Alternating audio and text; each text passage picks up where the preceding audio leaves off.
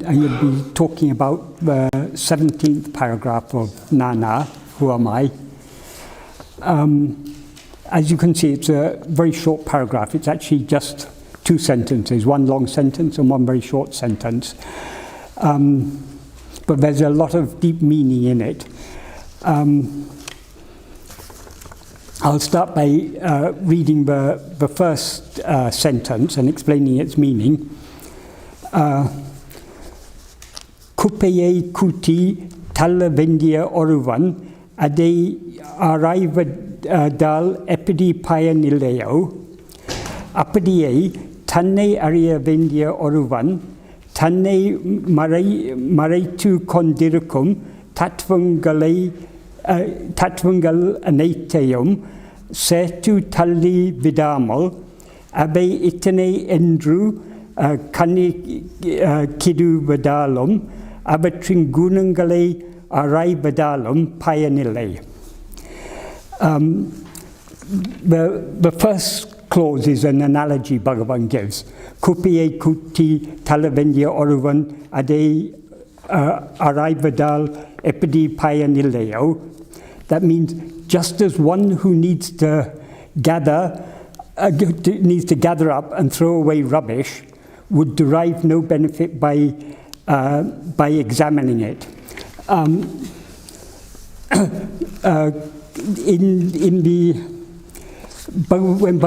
Bhagavan wrote this essay version, he wrote it based on an early version of question and answer version, but consisted of 30 questions and answers, which is slightly different to the question and answer version that is nowadays available, which is the 28 question and answer version, which was adapted from this 30 question and answer version and Bhagavan's essay version. But in this original version, Bhagavan gave this analogy in a slightly more detailed way, in a more graphic way. This is a simplification of it in the essay version.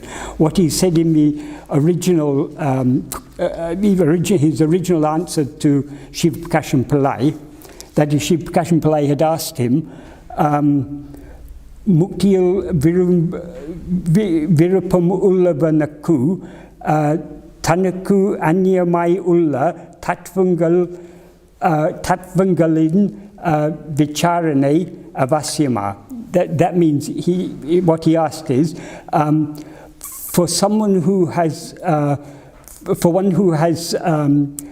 who has desire for liberation, is it necessary to investigate the tattvas which are other than oneself? And when Bhagavan, in the answer, the analogy Bhagavan gave is, Ambatan kuppaiyai-k taḻḻa-vēṇḍiya oruvaṉ, adil ittaṉai-yum maṟaittu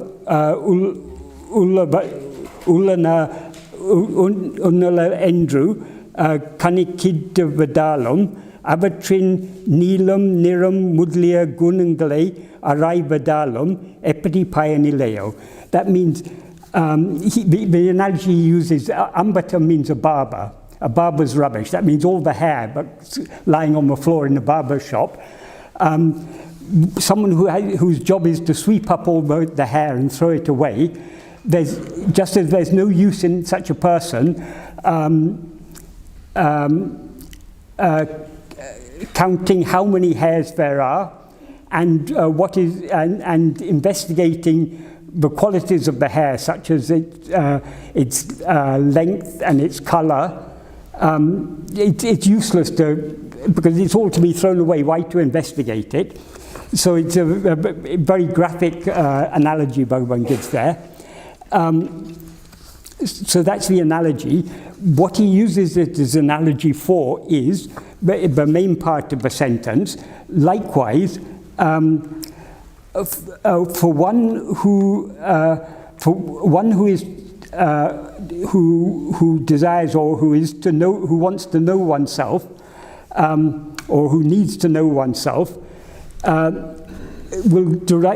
such a person will derive no benefit by instead of collectively rejecting all the tattvas, which are concealing oneself, calculating that they are this many and examining their qualities.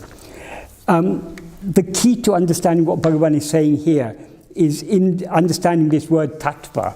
Tattva is a Sanskrit word, but literally means itness, thisness, or thatness. That is, tat is the third person singular neuter pronoun, means it, this, or that. And tva is a suffix, like ness in English. So it means itness, or thatness, or thisness. So this is a word that is used in Indian philosophy. It's used to mean anything that is supposed to be real or supposed to actually exist. So the basic ontological principles. And there are many, many systems of Indian philosophy, and each of them have their own classification of these tattvas. They enumerate different lists of tattvas and the connections between them. They all have their own theories about them.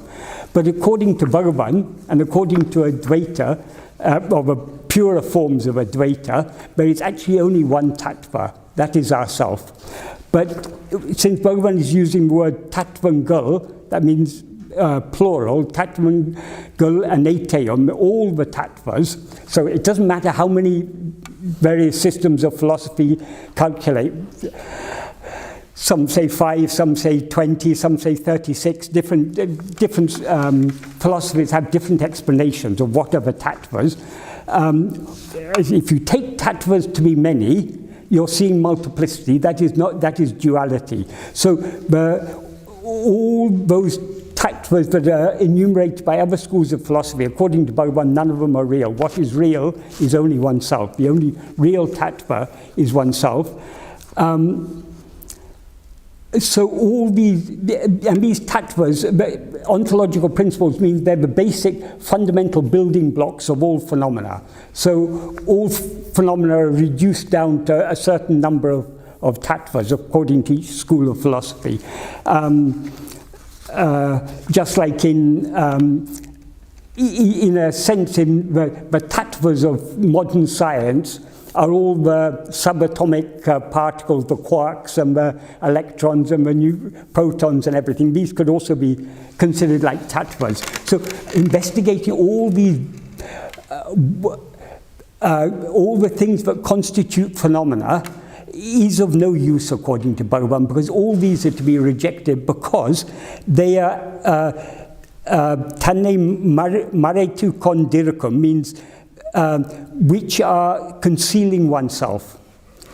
They're not completely hiding ourselves, but they are obscuring ourselves, making us appear to be something other than what we are. Because our real nature is just pure awareness. As ego, we rise not as pure awareness is aware of itself just as I am, not I am this or that. Whereas when we are aware of phenomena, we've risen as ego, and instead of being aware of ourselves just as I am, we're aware of ourselves as I am this. I am this person, I am this body, every body has a name, so the name of this body is Michael, so I am Michael. All this identification with the adjuncts that we take to be ourself, because we identify these, the pure awareness I am is never concealed, but it is distorted. It appears to be something other than what it is. Like if we see a rope and mistake it to be a snake, the rope isn't actually hidden, but its identity is concealed by our misperception of it as a rope, as a snake. So the rope is seen, but not seen as it is. Likewise, our real nature, we're aware of ourselves, but we're not aware of ourselves as we actually are. Why we're not aware of ourselves as we actually are? Because we've risen as ego, identified ourselves with certain adjuncts, and consequently we're aware of other things. So long as we are aware of anything other than ourselves, we are not aware of ourselves as we actually are, because what we actually are is just pure awareness. That is awareness, not awareness of anything, but just awareness. That's our real nature. So by being aware of anything other than ourselves, and whenever we're aware of anything other than ourselves, we're aware of ourselves as some of those other things. Like this body and mind, they're not what we actually are, because we exist in all three states: waking, dream, and sleep. In waking state, we experience this body as I. In dream, we experience some other body as I. In both states, it seems to be the same mind, but we identify as I. But in sleep, there's no body nor any mind, but we still exist there. So we are not any of these adjuncts. These are things that appear and disappear. Anything that appears and disappears cannot be what we actually are, because we exist whether it appears or disappears. So by being aware of phenomena, by being aware of anything other than ourselves, we are not aware of ourselves as we actually are. So in that sense, all these tattvas, these ontological principles, all this multiplicity, is concealing what we actually are. So we're not completely hidden, but we are not seen as we are. We are not aware of ourselves as we actually are.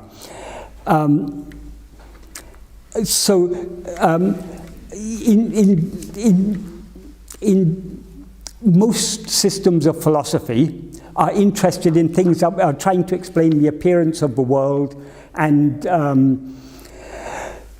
in order to explain the appearance of all this multiplicity, they have so many ontological principles. In Indian philosophy, these ontological principles are generally a bit deeper than most ontological principles in Western systems of philosophy, because they usually begin with more abstract ones, like but usually the ultimate principle. In some systems they call it Purusha, in other systems they call it Paramatma. But that means basically the spirit, the soul. That is what we actually are. And then you have Prakriti, which is the manifest nature. And then usually they have Buddhi, Ahankara. These are more subtle principles. And then it goes on to more gross principles. And then the physical, the subtle essences of the physical elements, and then the physical elements. So this is why they enumerate so many. Whereas particularly modern philosophy, which is generally based on physicalism. Physicalism means taking physical things to be the ultimate reality. They try to explain even subtle things like consciousness in physical terms. So they don't take, generally in modern philosophy, they don't take consciousness as a fundamental ontological principle. They take it as an emergent property from some physical things. So which is a very, very gross way of viewing things. But what Bhagavan says here applies to most systems of philosophy. In any systems of philosophy that enumerate many things as if many things really exist, and any science that takes this world to be real. So all Bhagavan says, research on anything other than ourselves is useless. Basically, is the principle here, because everything other than ourselves, in order to know ourselves, we have to collect together everything and reject it all collectively. But we don't actually have to collect everything, and how we collect everything and reject it all together is the root of everything, according to Bhagavan. The root of all phenomena is ego. If we get rid of ego, we get rid of all phenomena collectively. So it's by investigating this ego that we are sweeping together all the hairs and rejecting them, all the tattvas and rejecting them. And so that's the first sentence. In the second sentence, it's a very short sentence. He says, payaṉ-illai-y-ō soppaṉattai-p-pōl eṇņi-k-koḻļa. That means it is necessary to consider prapañca like a dream. That means to be like a dream. It's necessary to consider prapañca. Prapañca is normally taken to mean world or universe or cosmos. But prapañca actually has quite a deep meaning. It's derived from, that is the Tamil word pirapañca is from the Sanskrit word prapañca. Prapañca is derived from a verb, pach or punch, which means to spread out, and pra, which means in front of or before, or so what spreads out in front of us, what spreads out before us is prapañca. So basically, prapañca refers not just to physical phenomena, but to all phenomena. Anything that we're aware of as other than ourselves is prapañca. So Bhagavan says it's necessary to consider it to be like a dream. In other words, what Bhagavan implies here is that whatever phenomena we're aware of, they're no more real than any phenomena we're aware of in a dream. While we're dreaming, phenomena seem to be real. But when we wake up, we recognize they were just a product of our own mind. Likewise, all these are a product of the mind. They're all phenomena are a mental projection. And the root of all phenomena, who is it who sees all phenomena? It is ego. That is the root of the mind. That's why Bhagavan says of all the thoughts in the mind, so Bhagavan says all phenomena are just thoughts. They're all mental phenomena. Though it seems to us there's a physical world out here, even in dream there seems to be a physical world, but actually all those physical phenomena actually just mental phenomena. It's just perceptions. What we call the world is nothing but, as he says in Uludu Napadu, it's nothing but the 5 kinds of sense perception: the sight, sounds, taste, smells, and tactile sensations. That's all the world actually consists of. We interpret all these sensations and interpret it as being a world that exists out there, just as we do in dream. Why it seems to be out there? Because we limit ourselves with this body. So all the other phenomena are outside this body, so they seem to be outside ourselves. But when we wake up from a dream, we recognize that all those phenomena that seem to be outside ourselves were actually just inside ourselves. They were just our own mental creation.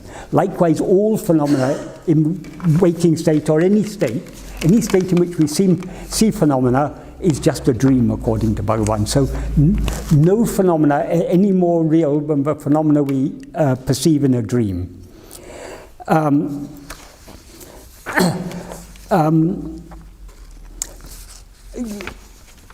So that's basically what he says here, but I'll go back a little. As I explained, tattva, the connection between these 2 sentences. Here he talks about prapañca, there he talks about a tattva.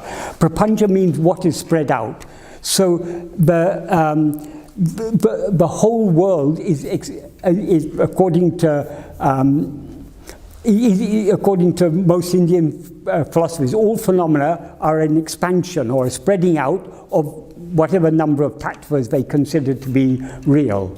So it's the basic ontological principles that manifest as all these things. Just like in modern physics, for example, they believe all matter is just subatomic particles and energy and everything, and it manifests as all this. It's spread out as all this.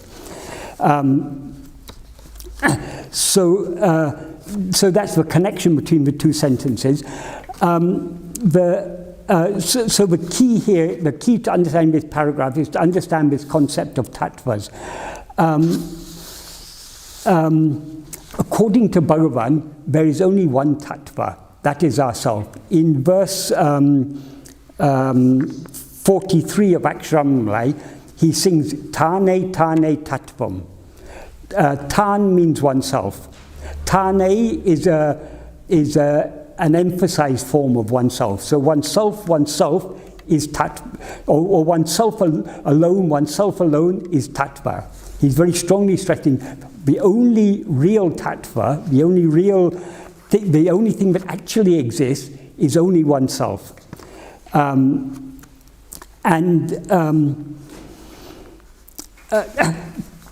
The Sanskrit word tat is usually,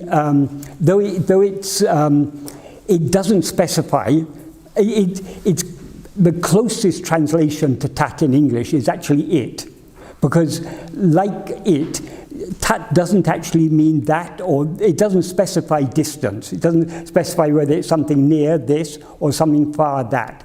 But generally, as in the Mahavakya tattvamasi, it's usually interpreted as that is you.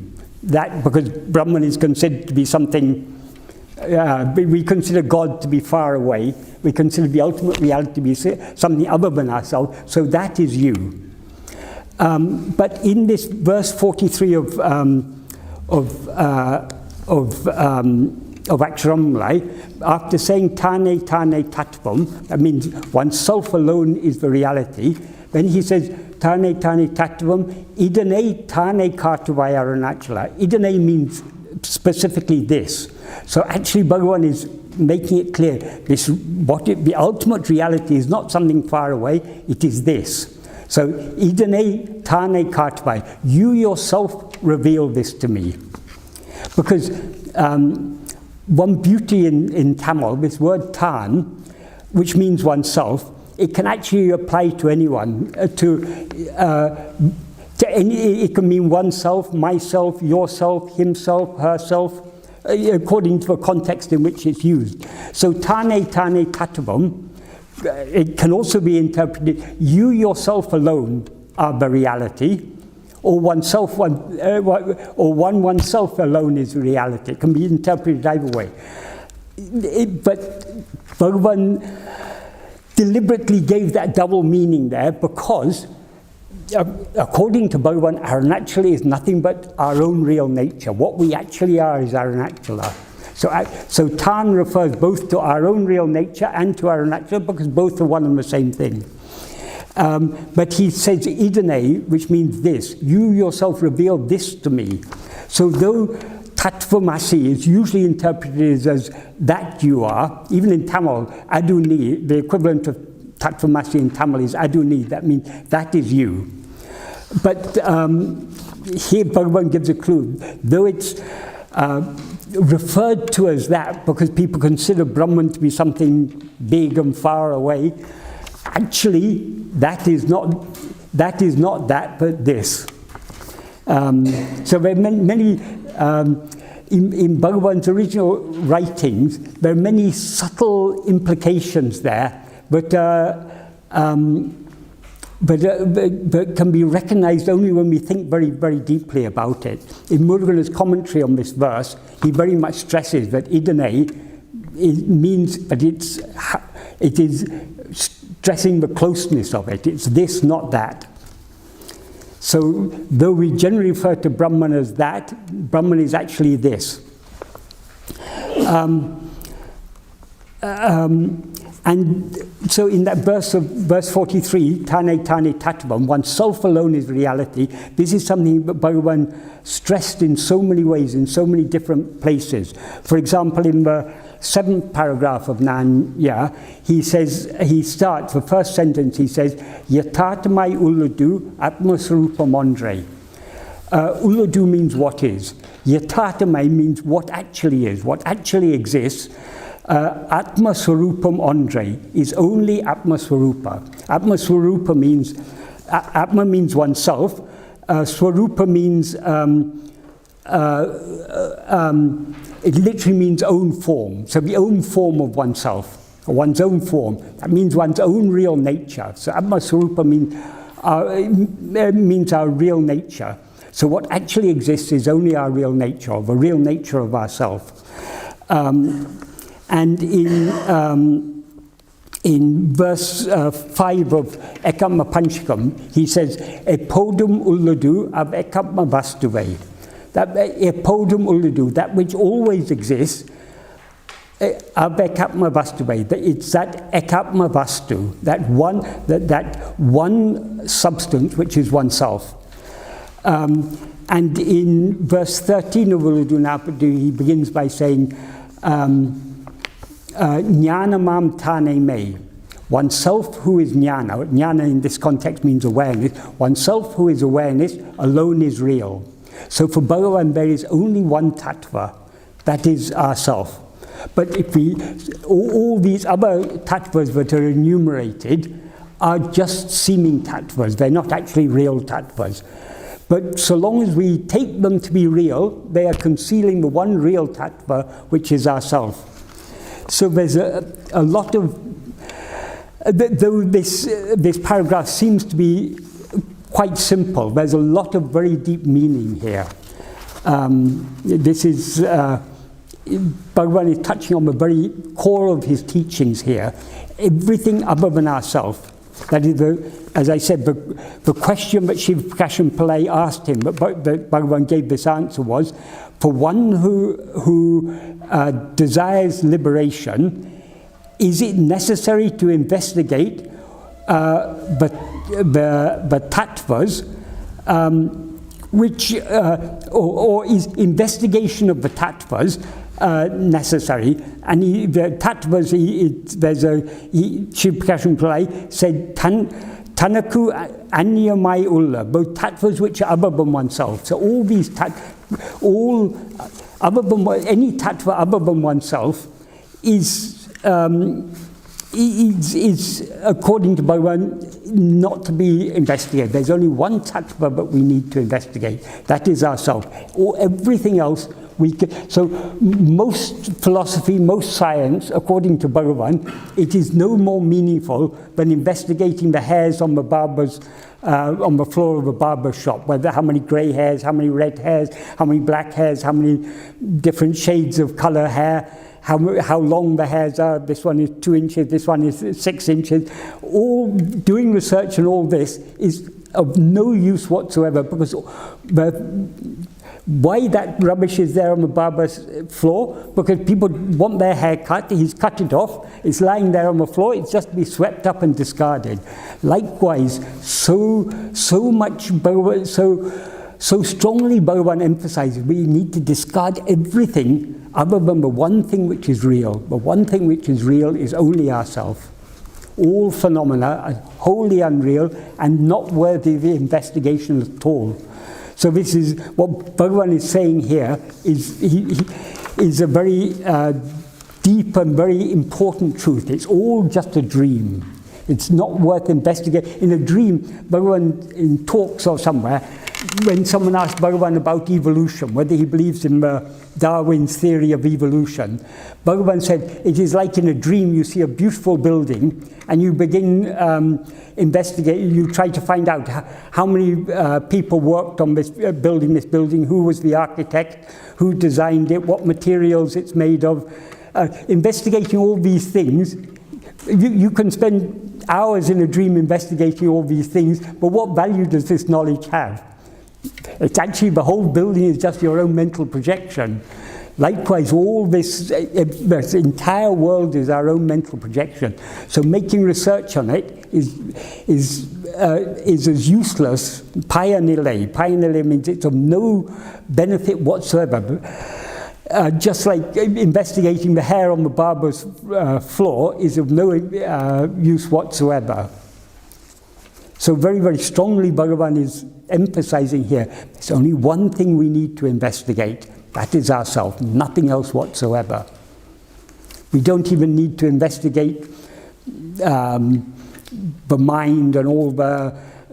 a lot of... in yoga, they're investigating the mind. In psychology, they're investigating the mind. A lot of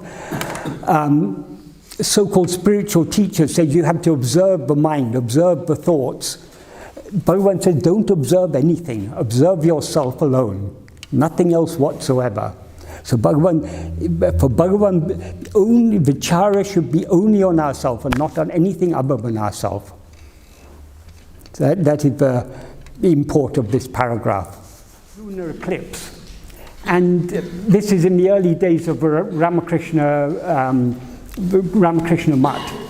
So all the younger monks, they were all preparing generally it's believed that during lunar eclipse, any tapas or any spiritual practice you do during a lunar eclipse will have manifold benefit. Because during lunar eclipse, it has an effect on the mind. It makes it more difficult to focus the mind on one thing. So any type of spiritual practice you do during an eclipse will have manifold benefit. So all the young monks in the Ramakrishna Mutt were deciding what they would do during this eclipse. And finally they asked Vivekananda what he would do. He said, I'm going to sleep. Because only in sleep we're out of mischief. So long as we're awake, the mind is up to some mischief or other. If you want to put the mind out of mischief, go to sleep. In connection with this paragraph, though Bhagavan says we shouldn't investigate anything other than ourselves, in his teachings he does, for example, talk about, he emphasizes very much that the world is unreal, but it's just a dream. But all that Bhagavan teaches us about the world and Bhagavan also, for example, teaches the karma theory, but whatever Bhagavan teaches us about anything other than ourselves has only one purpose: to make us understand that we need not make research on any of these things. Bhagavan simplifies our understanding of things. He says everything, when ego comes into existence, everything comes into existence. When ego doesn't exist, everything doesn't exist. In this way, he's trying to simplify our understanding by saying that the whole world, all phenomena are nothing but a dream, they're nothing but mental phenomena, they're nothing but thoughts. He is not trying to make us build philosophies on all these things. He's trying to give us the simplest possible understanding. But everything is all only a dream. It's all only a mental projection. We need not be concerned about anything other than ourselves. So whatever, and likewise with the karma theory, people ask so many questions about karma theory. What is prarabdha, what is agamya, where does the free will come in, all these things. According to Bhagavan, the only purpose of the karma theory is to make us understand we cannot change. Whatever is destined to happen is going to happen. Whatever is not destined to happen is not going to happen. We can try and change all these things. We can try to experience what is not destined to happen. We can try to avoid experiencing what is destined to happen. But whatever effort we make is of no use whatsoever, because what is to be experienced will be experienced. What is not to be experienced will not be experienced. So in other words, Bhagavan teaches us the basics of the karma theory in a very simple way to make us understand we need not concern ourselves with all these questions of what is fate, what is free will, what is all these things. The only thing we need concern ourselves with is just keeping quiet by knowing what we actually are. That's why Bhagavan wrote in the note to his mother, but according to the prarabdha of each person, God, well, he doesn't even mention God as such, he says he who is for that, implying God, being there, that means being in the heart of each one, will make them act. Or literally it means ātuvipān means it will make them dance. So we'll be made to do whatever actions this body and mind are destined to do, they will be made to do. What is to happen will certainly happen, however much we try to obstruct it. What is not to happen will not happen, however much we try to make it happen, however much effort we make. This is certain, iduvai tinnam, ahalim monum ayirke nandru. Therefore keeping quiet is best. But though his conclusion there, keeping quiet is best, we don't keep quiet. We then ask, what about free will? What about fate? What is agamya? What is prarabdha? How are we to distinguish these two? Bhagavan says you need not worry about these things. Simply keep quiet. That is, keep quiet means don't rise as ego. How to avoid rising as ego? By turning our attention within. If we do that, we don't have to concern ourselves at all with the karma theory. So all that Bhagavan talks us about world or about karma theory, about any of these things, the sole purpose is to make us understand we need not concern ourselves with these things. We need concern ourselves with only one thing, knowing and being ourselves. That is all.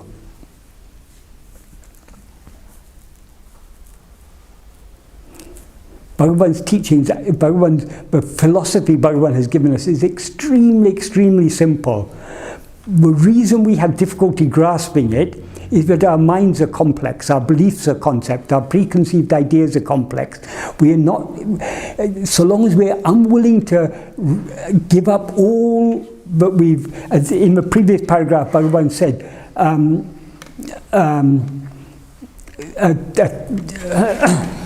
can't remember.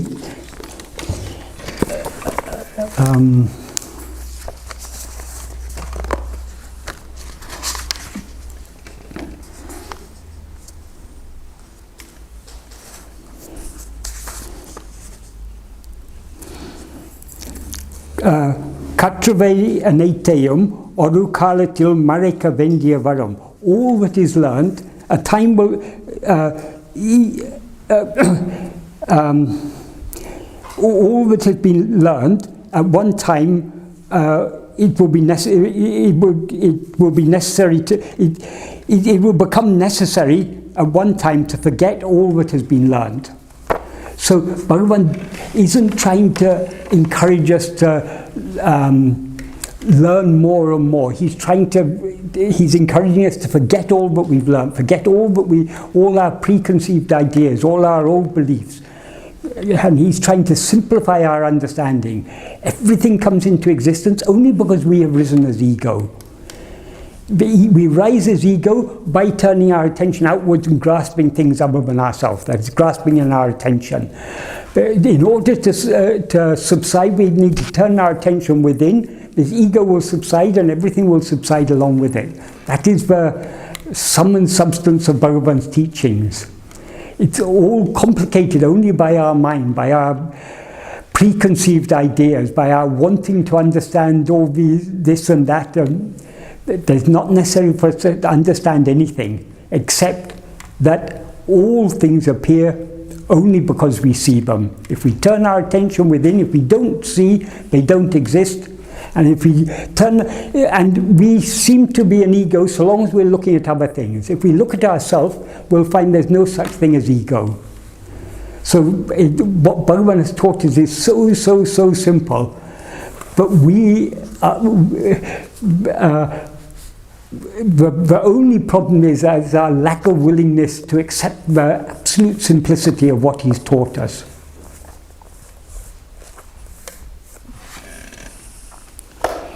Well, we have to start from where we are, don't we? We have to start from where we are. But we need to find where we are first.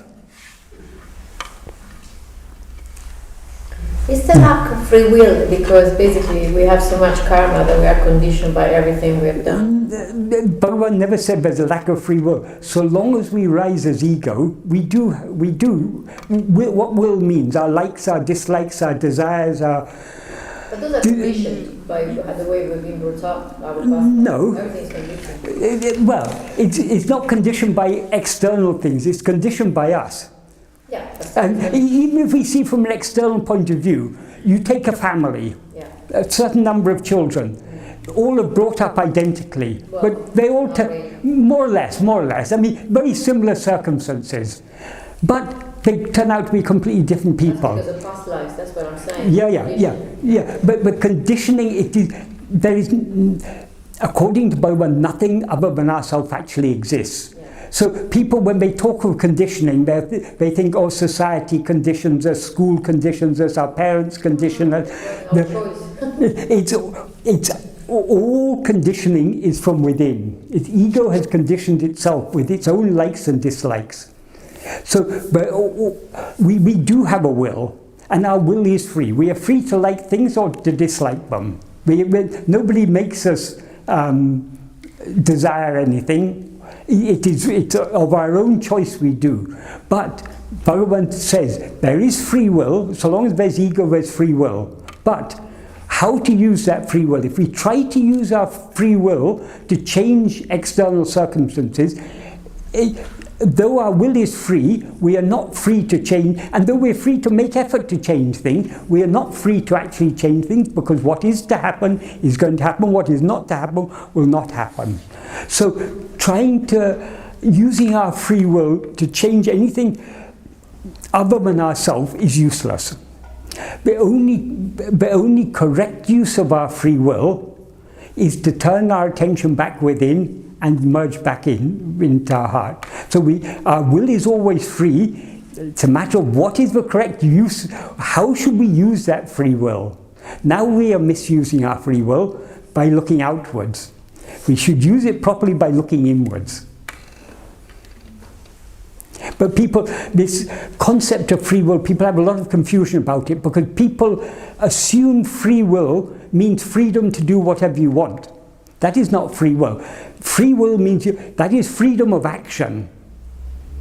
Our will is absolutely free. Our freedom of action is limited. We can do we are free to do certain things, but not to do certain other things, because it's within the limits of our prarabdha. What we are not free to do is to change anything. We can make effort to change things, but we're not free actually to change it, because it's already predetermined. So there's actually, according to Bhagavan, there's no conflict between fate and free will, because they each have their own domain. We're free to want whatever we want. Destiny doesn't determine what we want, it determines what we're going to experience. We can either want to experience that or not want to experience it, or best of all, we can be indifferent to it. If we follow Bhagavan's advice, we'll be indifferent to it. Because since we can't change it, and also to back up, to give us more support in being indifferent to things, Bhagavan said, the destiny is ordained by God for our own good. We've done so many karmas in the past, only a very limited selection of all the fruits of our past karmas are we experiencing in this lifetime. That has been selected by God for our own spiritual development. So, what? What do you mean by God? I thought there was just a self. Well, this is the problem. When we start researching anything other than ourselves, we get into complexities. Who is God? Yes, very good question. Well, but yeah. Well, not even we all are, because there's no. There's no we. It's a singular we, yes, but not a plural we. But when you start, karma is something other than ourself. When you start talking about things other than yourself, you have to bring in other concepts. So the concept of God has to be brought in. I can explain what is meant by God in this context. Our real nature is pure love, because it's the nature of it's our nature to love ourselves. And since we alone exist, our real nature has pure love for itself. Its love is undivided, because there's no other for it. So so long as I love you, my love is divided between my love for me and my love for you. So there's a division there. Only non-dual love is pure love. So that is our real nature, pure love. Our real nature loves just to be as it is, but we somehow seem to have risen as ego. So our love to be as we are functions as grace, drawing us back to within. That grace is that power that is drawing us back within, that is what we conceive as something else as God. Well, it's our nature inside. Yeah. So that God is nothing but the love that we have for ourselves. So the love that we have for ourselves, the pure love we have for ourselves, is what has selected the fruits of our past karmas in order for us to experience circumstances that are most favorable to our spiritual development. So whatever we experience in this life, whether it seems to us to be pleasant or unpleasant, it's all given by God, by that infinite love, for our own benefit. So it's all the sweet will of God. That's why Bhagavan sings in Patikam, your will, ninishtam enishtam, your will is my will, imbedaku, that is love, for me that is happiness. And I mean, so many places he sings to that effect, thy will be done. Basically, you accept whatever is, it's all the sweet will of God. So if you've got devotion to God, which is good to have in this path, because Bhagavan's path is a path of pure love. Without love, we are never going to turn within and surrender ourselves completely. So, when we have love for God, we're having love for the love which is our real nature. So if we have true love for God, we will accept everything as His sweet will for our own benefit. So there's all these auxiliary teachings, that is, secondary teachings Bhagavan has given us. They're only to support us in our effort to turn our attention within. That is the sole purpose for all that Bhagavan has taught us about karma, about bhakti, about world, about God, about everything. It's all the sole purpose of Bhagavan's teaching. Bhagavan has only one aim, and that is to draw us back within. So we merge back and become one with, or remain as one with what we actually are. Are there people who have actually achieved that who are alive now? There are no other people according to Bhagavan. When you say other people, Bhagavan says we should consider the whole world to be like a dream. Yes. So all the other people are like the other people in the dream. So just like Bhagavan says it is meaningless to investigate who built the beautiful building we see in a dream, it is useless to investigate who is jnani, who is ajnani, who has attained this, who has not attained this. It's all the people we see are nothing but our own mental projection. So to say that some people are jnanis and some people are ajnanis is all a part of our ajnana. Bhagavan says to see as many is ajnana. So there are no others. Sometimes when people used to ask Bhagavan, is so-and-so a jnani or not a jnani, Bhagavan said there's only one jnani, you are that. So if you lived a life and you looked within, then what follows? Sorry? What follows? If you look within, yes, nothing follows, everything ceases.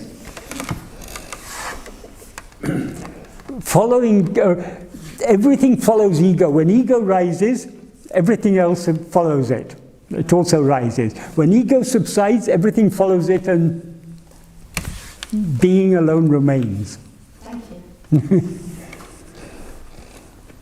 Well, thanks for the talk, Michael. This is probably another version of mental gymnastics, which Bhagavan's advised avoid. Yeah. But right. When you said know the self, I mean, from an English point of view, one of the problems with the mind, of course, is we like to do things. Yes. So when we say no, it's kind of like I've got to know something. Yeah. Whereas I wouldn't mind you. My take on that is, from what I've read and what I understand in my limited way, is it's not so much about achieving something new or finding something else, it's about dropping stuff, if you like, and just being simple. Yeah.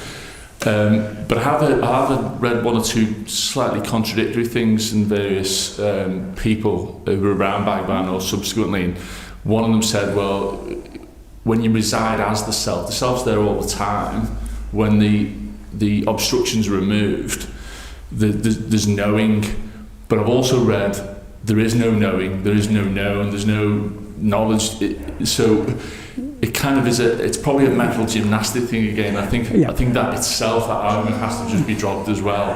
However, it seems important to know what you think about that. So okay. Language is always limited.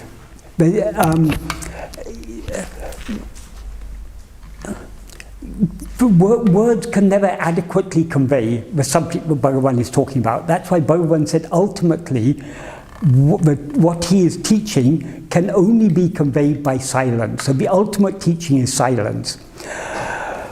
Words are pointing at a certain thing, but we have to get behind the words. If we can find so many contradictions within the words, because words are the words that Bhagavan is using are trying to convey something which is beyond words. So we have to have a subtle understanding of what he's talking about. So Bhagavan actually, there are 4 verses in Ulladu where Bhagavan analyzes what is knowledge. The term, in 3 of the verses, he uses the Tamil word arivu. Arivu means knowledge or awareness. In the 4th verse, he uses the equivalent Sanskrit term, which is jnana, which likewise means knowledge or awareness. According to Bhagavan, knowing here means being aware. Knowing anything other than ourselves is ignorance. Knowing ourselves there means being aware of ourselves as we actually are. That alone is real knowledge. So he says in one verse, the knowledge which is completely devoid of knowledge and ignorance is true knowledge. That seems to be a contradiction, but the knowledge he's talking about there is the pure awareness. Pure awareness is devoid of both knowledge and ignorance about anything other than itself. That is the real awareness, that is the real knowledge. So knowledge of ourself, when we say knowledge of ourself, it sounds like ourself is an object of our knowledge, but obviously oneself cannot be an object of one's knowledge. So it's, but the words are always falling short of their target. But we have to understand with a subtle intellect what they're pointing at. So when we talk of knowledge of oneself or attending to oneself, we're not talking of knowing or attending to something other than ourselves. It is just that is why Bhagavan says, knowing oneself is being oneself. Why? Because our self is pure awareness. So it's not an act of knowing, it's a state of just being. So self-knowledge is a state of being. Knowing anything else is an action. Because our attention, our mind has to go out to know something other than ourselves. Whereas knowing ourself is a state of being. Does that help at all? Yeah, it does. Yeah. And as you say very correctly, self-knowledge is not something that can be attained or needs to be attained. Because we already have perfect self-knowledge. Our awareness of ourself as I am, that's all that is required. The problem is the other awareness that has been superimposed on that. Instead of being aware of ourselves just as I am, we're aware of ourselves as I am this person. And I am aware of all these things. That awareness of ourself as a person and that awareness of other things, that is all false awareness. That comes and goes. It's there in waking and dream, disappears in sleep. But the fundamental awareness which we actually are remains in all 3 states. So that is not to be achieved. It's not a matter of achieving anything, but it's not a matter of gaining anything, it's a matter of losing everything. So actually knowledge is being used in 2 senses, in a sense. Sorry? Knowledge is being used in 2 senses. In two senses. Dual or non-dual? Yeah. Bhagavan used, in Tamil, Bhagavan used a term, sutarivu. Arivu means awareness or knowledge. Sutarivu means pointing awareness. And the opposite of pointing awareness is sutatrarivu, which is awareness devoid of pointing. What he means by pointing, indicating, is the knowledge of anything other than ourselves. So sutarivu is a false arivu. The knowledge of anything other than ourselves is not real awareness or not real knowledge. But real knowledge is only knowledge of ourselves.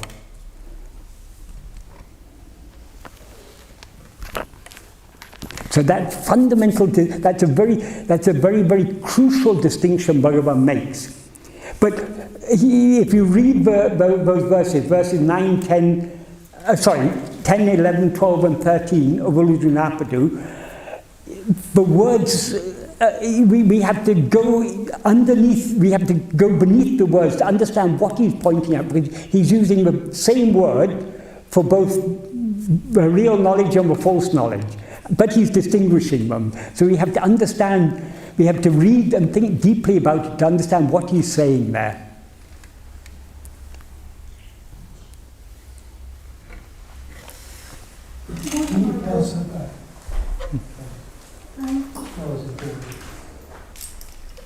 My question is, you know, when you say that we go outwards with the ego, Yes. I just want to know, was it myself that sought Bhagawan, or was it my ego that sought Bhagawan first? I'm trying to get my head around that. Okay. According to Bhagavan, the guru is like, there's a belief that elephants are so afraid of lions that if an elephant dreams of a lion, the shock will wake it up. Bhagavan says the guru is like the elephant that is like the lion that appears in the dream of an elephant. The lion is unreal, but the waking which is brought about is real. That is, the name and form of the guru is unreal, but it brings about the real awakening. That is, Bhagavan, we can explain it in various different ways. Bhagavan is our own self who is appearing outwardly to tell us to turn within to know ourselves. Because our attention is going outwards, we need something outside to tell us to turn back within. So it's necessary for our own self to manifest in the human form of Guru. Bhagavan didn't need a human form of Guru. Ārāyvadāl was sufficient for him, because Ārāyvadāl is there teaching in silence. But we are far less mature than that young boy Venkataraman. But that young boy Venkataraman, having Ārāyvadāl, was all the Guru he needed. And he didn't even need to see his Guru. He didn't even need to be in the physical presence of his Guru. The mere thought of his Guru was enough to give him that jnana. But we are not as mature, as spiritually ripe as that young boy Venkataraman. So we need something more than just a hill. So Ārāyvadāl appeared in this human form as Bhagavan to tell us turn within. One other question. You know, when you're doing Nāṉ Ār, who am I? Yes. And you ask, and you get to that point when you think you're there, and then suddenly you're asking yourself, who am I? And then you say, it's me. Then it stops. Yeah. Well, it's not just a matter of asking. But Bhagavan investigating. That's what I meant. Investigate. We have to go deeper and deeper within. We can explain it in various ways. One simple way of explaining it, now we're aware of other things. Our attention is turned outwards, but in order to be aware of other things, our attention is turned outward.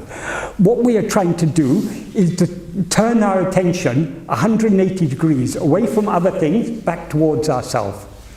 So when we are practicing, because we still have strong attachment to other things, we are not ready to let go of other things entirely. So when we try, we may be turning 10 degrees, 20 degrees, 90 degrees, 100, even up to 179 degrees. There's still a little iota of awareness of things other than ourselves. Only when we turn the full 180 degrees are we aware only of ourselves and of nothing else whatsoever. So our practice is refining our power of attention. Bhagavan says in one place, he says, are you familiar with the gunas, rajas, tamas, rajas and sattva? Bhagavan says, when the mind is under the influence of tamas, it is like trying to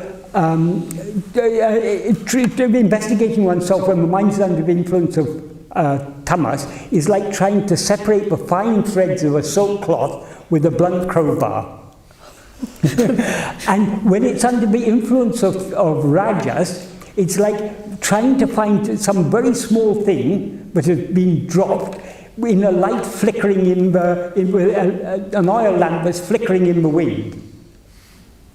So long as the tamas and rajas is dominating in our mind, we're still fumbling. We're not getting close. But as we practice this more and more, our mind is more and more refined, and the tamas and the rajas slips off, and the natural gunam, sattva, what does sattva mean? Sat means what is, tva means ness, so isness.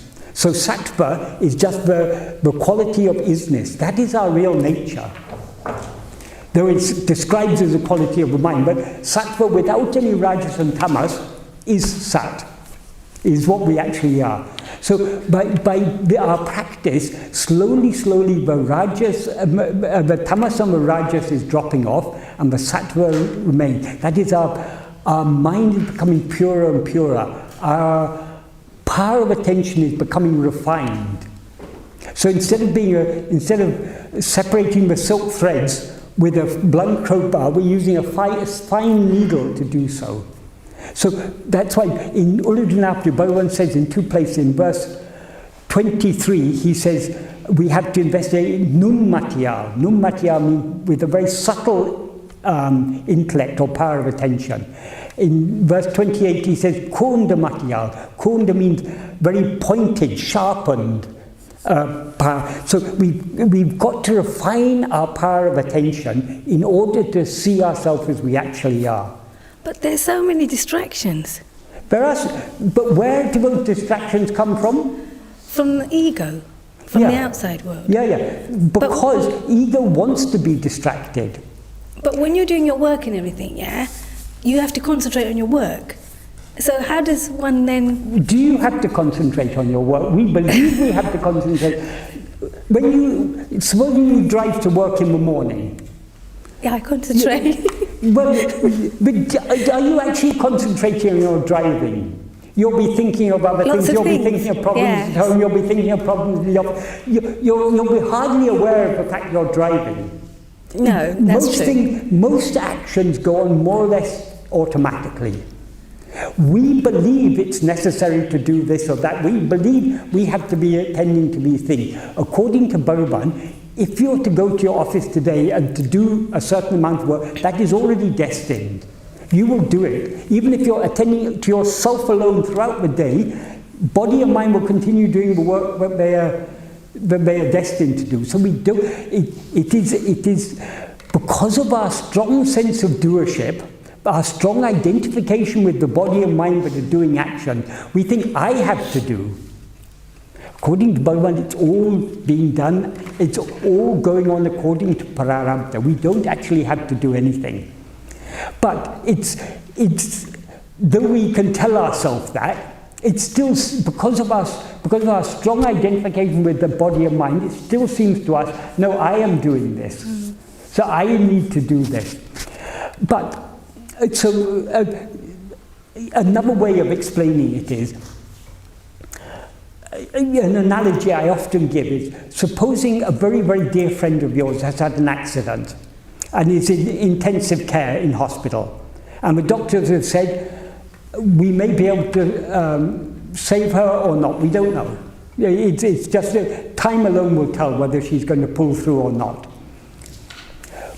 We have so much love and concern for our friend, even in the midst of whatever we're doing, even in the midst of at home when doing the cooking or washing the pots and pans or looking after the children or whatever, even in office when we're working, whatever we're doing, the thought of our friend will be constantly coming to our mind, won't it? Yes. Why? Because we have so much concern for her. If we have the equal concern to know ourselves, that self-attentiveness will be there as a constant background to all our other activities.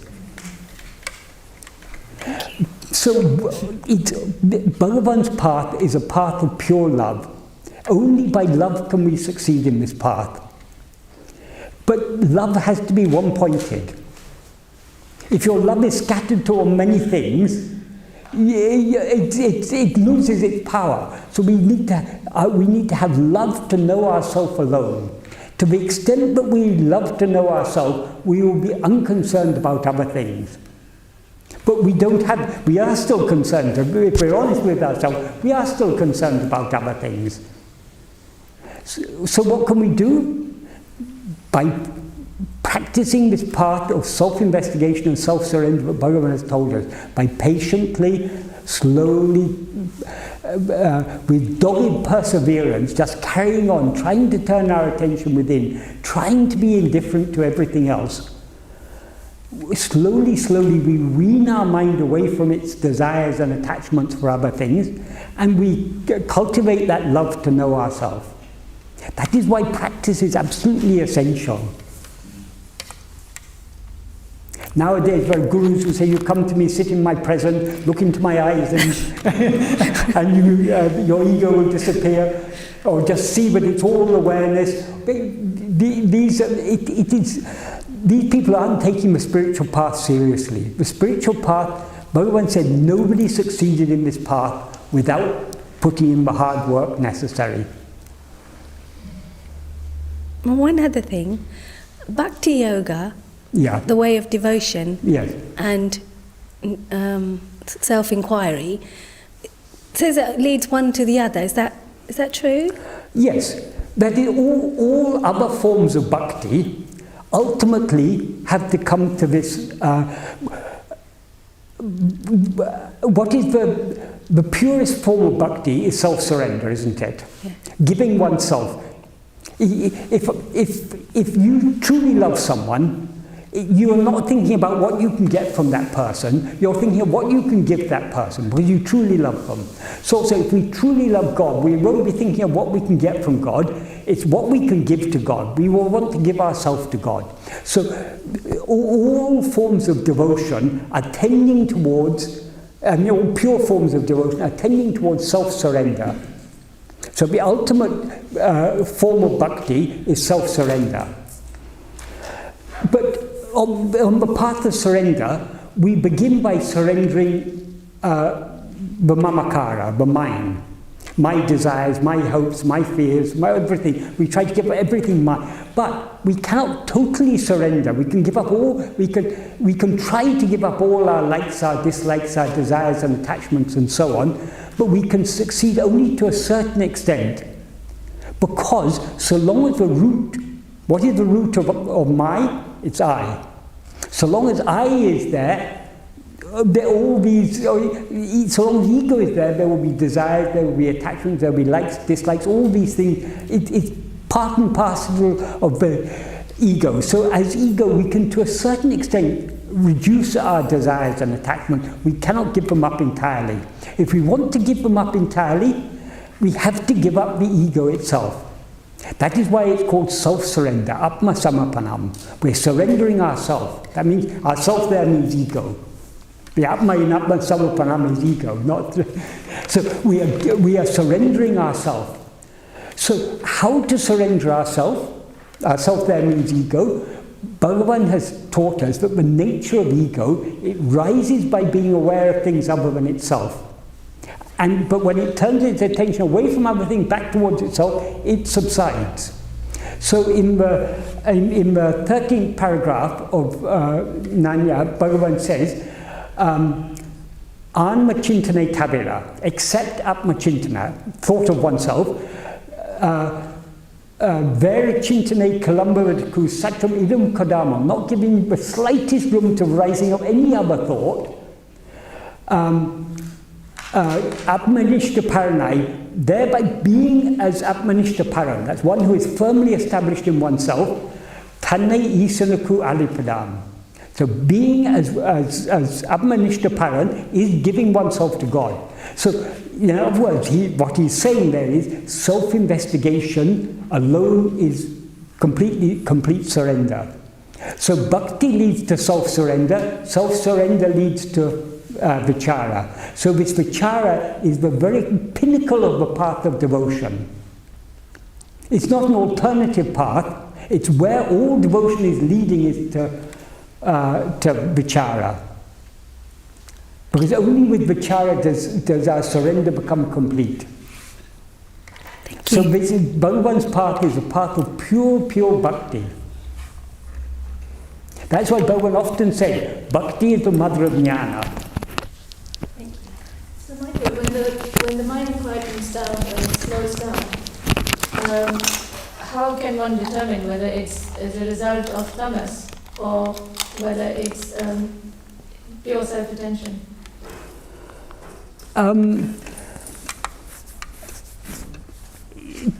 Tamas tends to lead to dullness, to sleep.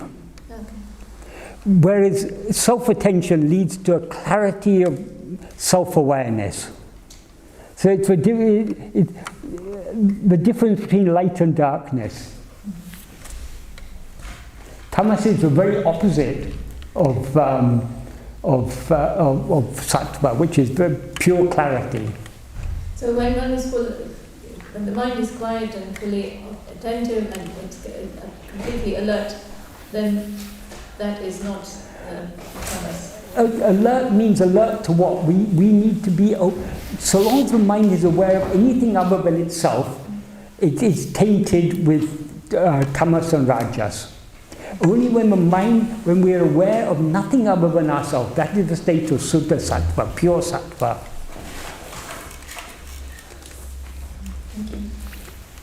So the more we try to turn our attention within, the greater will be the clarity of our self-awareness.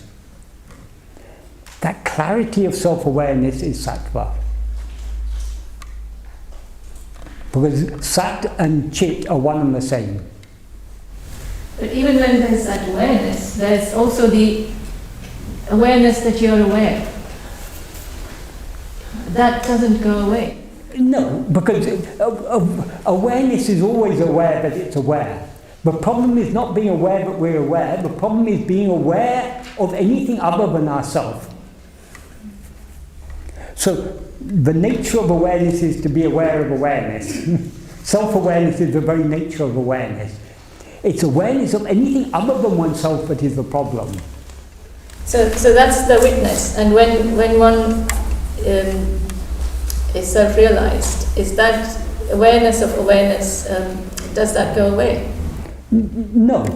Because pure awareness, the nature of pure awareness is to be aware of itself.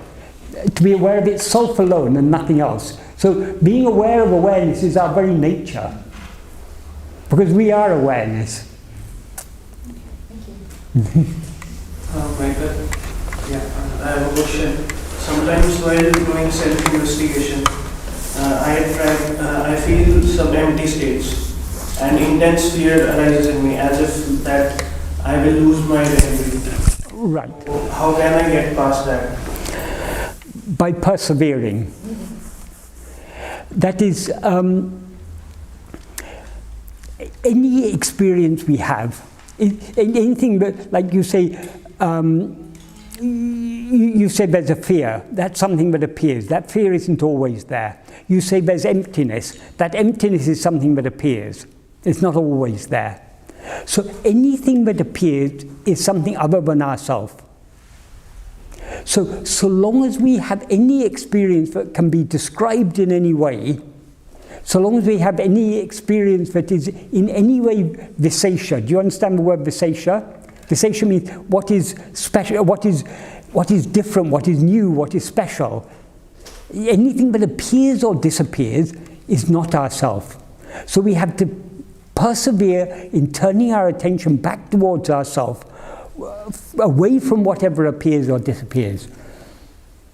So people say, I meditated for 20 minutes, and for 20 minutes my mind was quiet. So long as you're aware of those 20 minutes of mind being quiet, it is something different to what you're now experiencing. So it's something that appeared and is going to disappear. We are looking for that which neither appears nor disappears. That one, we are looking for the background. We're trying to see beyond the picture to the screen on which the picture is appearing. So that screen is always there whether pictures appear or not. That screen is the pure self-awareness. Everything else is just a picture. All phenomena are just pictures on the screen. So the fear, the desire, the hope, the fullness or the emptiness, whatever we may experience, if it appears, it is not ourself. Only when we return to that which never appears or disappears, to that pure background awareness, that is our real nature. So it doesn't matter what we experience, who is experiencing it. So that's why Bhagavan said we have to persevere. The only way to succeed is to persevere. Does that in any way answer your question, or you don't look very convinced? Basically, when I try to like just do, I was watching a video of Muji. So he was saying that even that blank state is perceived by someone. So how can I like just go to the source? I can observe my thoughts, like there's somewhat gap. I know there's some background, but how can I just... But observing thoughts is not our aim. Our aim is to observe the one who is, to observe the observer. So it's by constantly, whatever we may be aware of, who is aware of it? Constantly trying to turn our attention deeper and deeper within. But for my awareness to exist, it seems like I need some object to exist. For ego to exist, it needs an object. Because ego, the nature of ego is to be aware of things other than itself. But we are not ego. We are something. We are the awareness from which ego has arisen. So we have to. So long as we are aware of anything other than ourselves, we seem to be ego. We need to go deeper, just back to the pure awareness. That pure awareness is ourself. So it's only by turning our attention ever deeper within that we progress. But also remember, Bhagavan called this path vichara. Vichara means investigation. So how to follow this path, how to go deep within, it's only by investigating. It's only by trial and error. By trying to turn our attention within, we can slowly, slowly find the way to go deeper and deeper within. So practice is absolutely essential. Persistent practice. And one last question. As you said that everything is predetermined. Yes. So then why should we do the hard work? I mean, finally we will... Everything means all happenings. What is to happen will happen, whatever we try to, however much we try to obstruct it, whatever is not to happen. But we shouldn't be interested in happenings. Who is it who is aware of all these happenings? Liberation has nothing to do with karma. If liberation were the fruit of a karma, karmas are finite. So if liberation were the fruit of a karma, liberation would also be finite. That's why karma can never give liberation. It's only by self-investigation that we can free ourselves from all these things.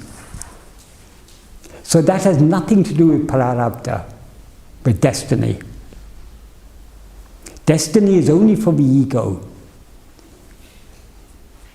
And when I think something, so am I the one that is perceiving it, or? Yes. When you think a thought, the thinking of it and the perceiving of it are one and the same thing. The thought is formed in your awareness, in your mind. That formation of the thought is your being aware of it. So perceiving and creating are one and the same thing. That's why Bhagavan taught us drishti shrishti. That is, we create things, we create phenomena by perceiving them. The perception of them and the seeing and the creation of them are one and the same thing. Okay, thank you. Nowadays people talk about unconscious thoughts. These are all just beliefs. If you're not conscious of a thought, why to say you have a thought? According to Bhagavan, all phenomena seem to exist only because we see them, because our seeing of them, our perception of them, our awareness of them is what has created them. So that is why the path is to turn our attention away from all phenomena back towards ourselves. Thereby we're cutting up the root of ego, and since the ego is the foundation of all phenomena, when ego is destroyed, all phenomena are destroyed along with it. And what then remains is what is always there, which is our real nature, pure awareness. So we just have to persevere in following this path. The more we follow this path, the clearer the way becomes. It's the same with, if you're investigating anything in the external world, when you start an investigation, you don't know where you're going to end up. There'd be no point in investigating something if you already know the destination. As you progress with the investigation, more and more things become clear, and the way becomes clear. So the only way to learn to investigate is to investigate. That's why Bhagavan, sometimes he referred to this path as meditation, swarupa dhyana, meditation on one's own real nature, because we are turning our attention within towards ourselves to see what we actually are. But more commonly he referred to it as vichara. Vichara means investigation, or in Tamil natam. Natam means investigation. So it's a path of investigation Bhagavan has taught us. So we can learn to investigate only by investigating. That's why when people ask Bhagavan how to do this, Bhagavan said, you need to be shown the way inside your own home. You've got to find the way inside your own home. Bhagavan has given us plenty of clues, but we can learn the real meaning of those clues, the real significance of those clues, only by trying to put them into practice. And the way does become clearer and clearer as we go deeper and deeper.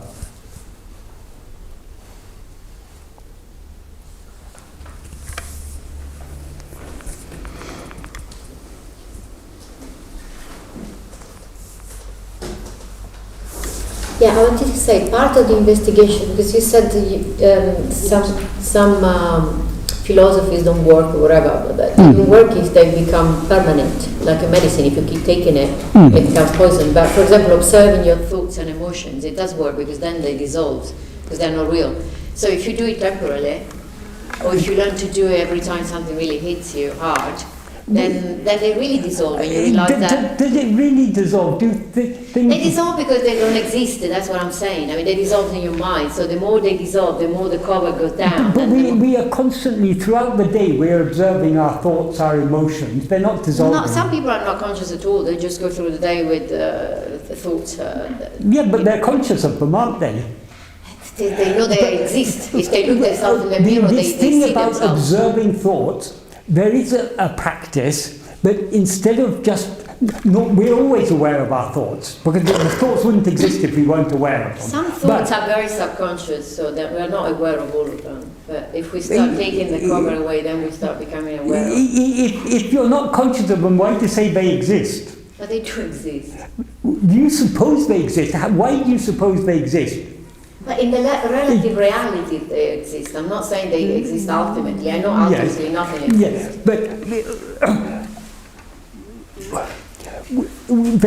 now we're aware of certain things, aren't we? Yes. And we're aware of ourselves as the one who is aware of them. So our aim in this path is to turn our attention away from what we're aware of, the objects of our awareness, the phenomena, back towards ourselves, the subject.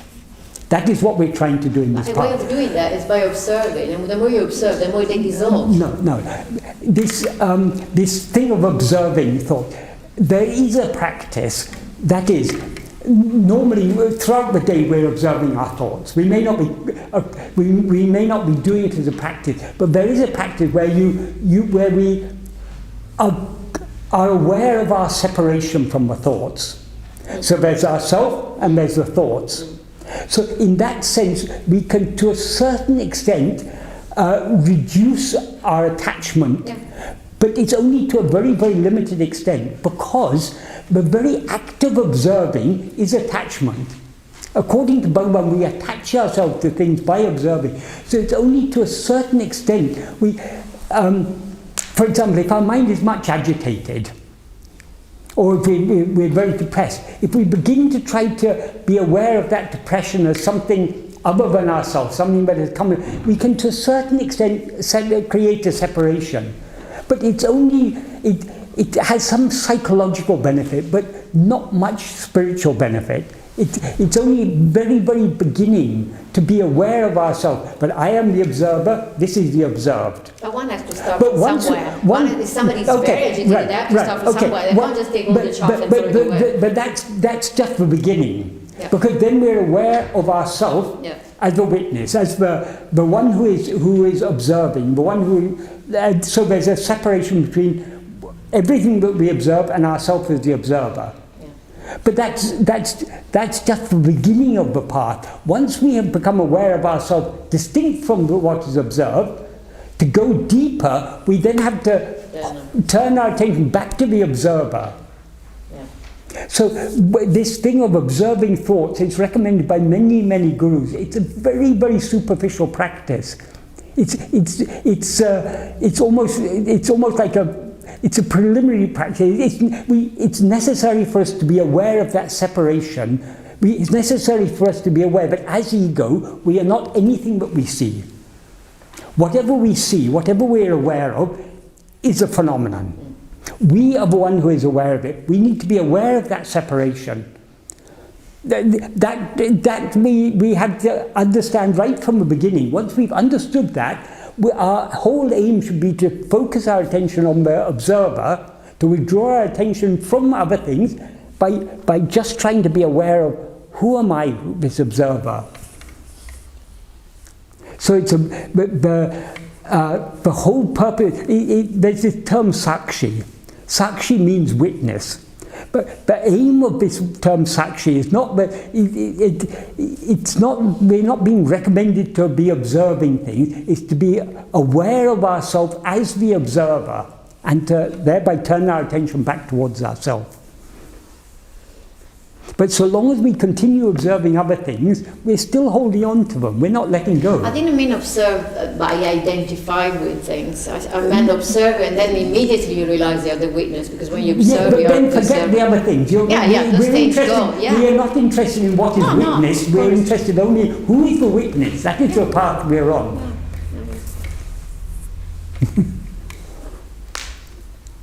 I know what you're talking about. It's just that I was just saying that some people need to start from somewhere. Well, we all need to start. We need to understand that basically people often confuse ego with person, for example. But the person that we seem to be, it's an object. This person appears and disappears.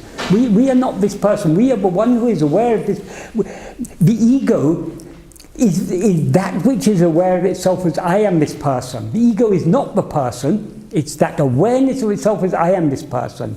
So in that way, this is what is called drik-drisya viveka. We need to be distinguishing the drik, the observer, the witness, from everything that else.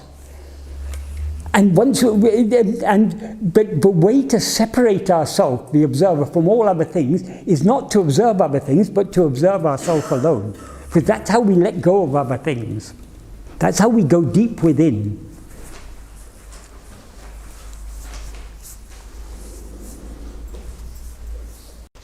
Michael, can I start off with a question? You mentioned there are two forms of Nāṉ Ār. One is the prose version, and the other was the verse. Did Bhagavan make those changes? Well, there are a number of different versions. Kashan Pillai, he asked these questions mostly around 1901, 1902. Some of the answers Bhagavan gave by just writing in the sand. Sometimes Kashan Pillai would bring either a slate or pen and paper, so some Bhagavan wrote on slips of paper, but he made a note of all the replies he got from Bhagavan, and he copied them in notebooks. And among his notebooks there are various different versions where he sort of rearranged the order and everything.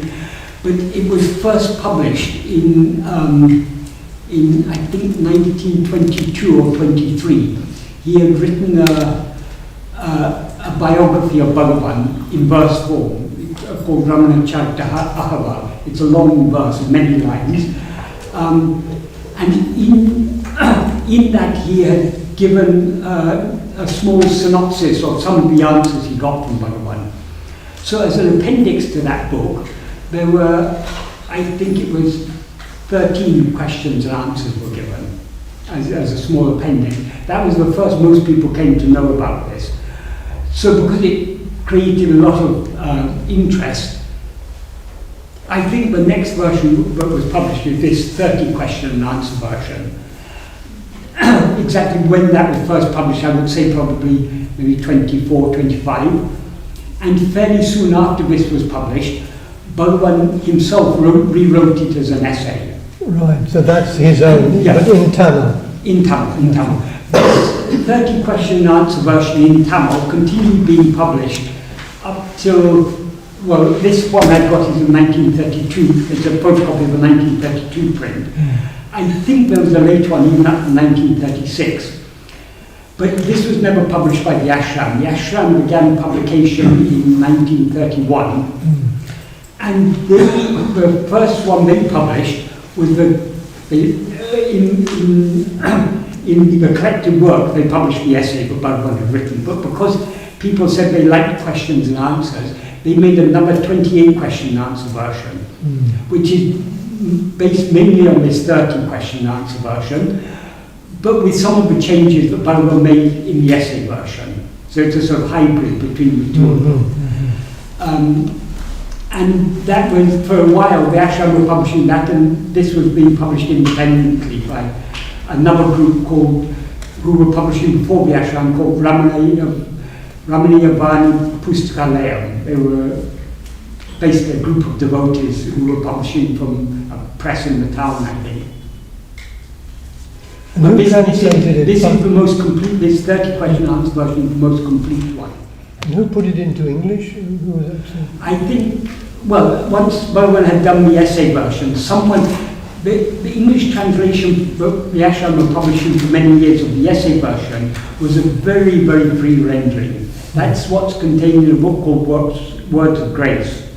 And in some versions of collected works.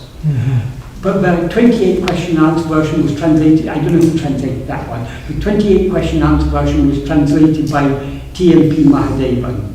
Right.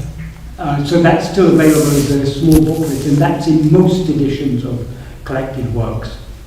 Which would be a proper translation, that would be. That's a very good translation, yes. But obviously, since Bhagavan himself wrote the essay, that is the most authentic version. But he based it on this 30 question and answer version. And though there are some different, I mean, it's quite interesting to compare to see what changes Bhagavan did make. So did you say his essay, his final essay version, that is the most authentic? That's what Bhagavan himself wrote it. Yeah. And in the essay version, the first paragraph of the essay, Bhagavan wrote entirely blank. And that wasn't based on anything he just wrote that. Well, in the collected work, in some editions, it's got question and answer version, which is essentially my daily translation. In others, they've got a very, very free rendering translation of the essay version. But it's so free, it's not even, I mean, Bhagavan wrote the essay in 20 paragraphs. In that translation, the paragraphs are split up and very, very free. Well, certainly the essay version appears that you've got in Oswald's edition. But whether it's the free one or the... No, it is the free one. I mean... Was the free version ever approved by Bhagavan, or he never was given access to it? I don't know when it was first published, but... Because he knew English, I mean he... Bhagavan did know English, but so many things were... Bhagavan didn't... if people did translations of Broken Show Bhagavan, he would say... I mean, even this... There's a famous story of a Malayalam biography, but some person came and gathered stories from people in the town and wrote this biography of Bhagavan, saying that he was a lawyer in Madurai, he was married, he had 4 children. then he did some tapas, attained some cities, he flew to Tiruvannamalai through the air, and after coming he did this miracle, that miracle and everything. When this person wrote the biography, At that time, Kunju Swami was away, and no one else in the ashram knew English, knew Malayalam. But this person had given it to Bhagavan. Bhagavan had gone through it and had corrected with his red pen wherever there were any spelling or grammatical errors, and had given it back to him. So people were very, very excited. Someone has written a biography of Bhagavan, and Bhagavan himself has corrected it. This was shortly before B.V. Narasimha Swami wrote Self-Realization. So everyone was waiting for Kunju Swami to come back so he could tell them what was written. So Kunju Swami came and everyone told this person has written a biography of Bhagavan, please read it and tell us. He read it and saw this is not at all Bhagavan. So he went to him and said, how did you write all this? This is not at all true. He said to the person who had written it. And he said, no, how can you say that? I gathered all these stories from people and I gave it to Bhagavan, and Bhagavan himself has corrected it. So Kunju Swami went to Bhagavan and said, Bhagavan, isn't this your handwriting here? Bhagavan said, yes. But Bhagavan, is all this true? Bhagavan said, is all this true? Is this alone? So what Bhagavan approves and Bhagavan doesn't approve. Bhagavan, some people ask Bhagavan to translate Ramana Gita, Kaviryantas, into Malayalam. Bhagavan translated it in Malayalam, but Kaviranta had given a wrong interpretation of one verse that Bhagavan had written. Bhagavan translated it as Kaviranta had written it. And when people asked him afterwards, but Bhagavan, that's different to an interpretation that you gave in your Tamil translation, because Bhagavan had translated that same verse. That's Hridiya Guru Madhya, that verse. When Bhagavan translated it into Tamil, it was clear he's talking about 2 parts, and there it seems to be 3 parts. Bhagavan said, yes, that's how Kaviranta interpreted it. But Bhagavan, is that the correct interpretation? Bhagavan said, everyone interprets, that's how he interpreted it, this is how I interpreted it, referring to his Tamil one. And Bhagavan said, anyway, it was Jagdisha's verse. Because Bhagavan had written, when he wrote the verse, it was Jagdisha Sastri who was trying to write a verse. He had just written the first few words. He couldn't complete it.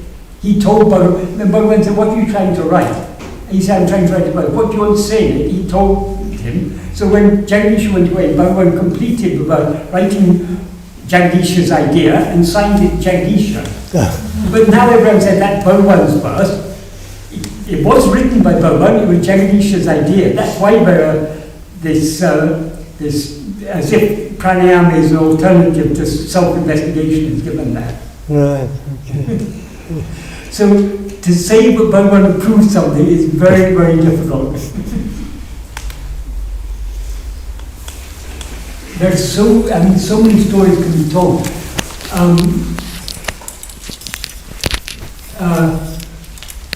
How Bhagavan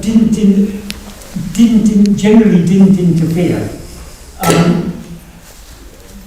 Murugan used to go begging his food in the town because he wasn't in the good books of the ashram.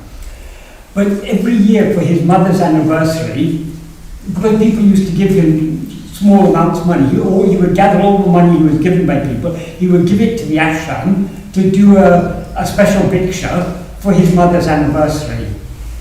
One year, there was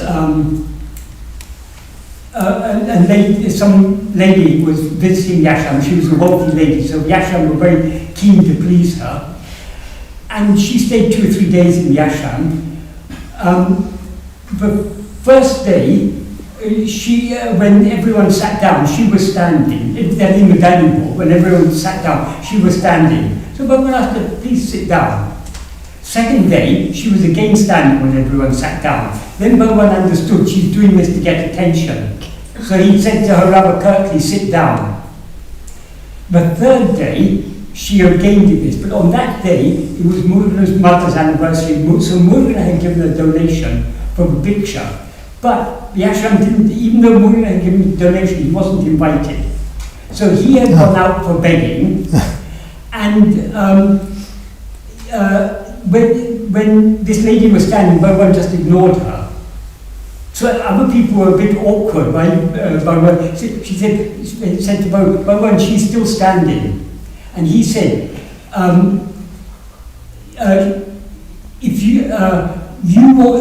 she's your Vēṇḍiya. Vēṇḍiya means the one who's a friend of yours or who's dear to you. She's your Vēṇḍiya. You ask her to stand. You expect me to ask you ask her to sit. You expect me to do what your Vēṇḍiyavas want, but you don't care even to invite my Vēṇḍiyava for a bhiksha for his own mother's anniversary. And then everyone understood what Bhagavan meant. So when Chinnaswami was talking, he said, okay, call Murugan, send someone to go and call Murugan. So someone went running after Murugan and told him Bhagavan had asked you to come and partake in the bhiksha. So many years later, when Murugan told this story to Sadhuram, he said, I didn't taste the food on that day because I was so overwhelmed by the sweet love, by the sweet taste of the love that Bhagavan had shown me, but I couldn't enjoy he gave the food, but he couldn't enjoy the taste of it.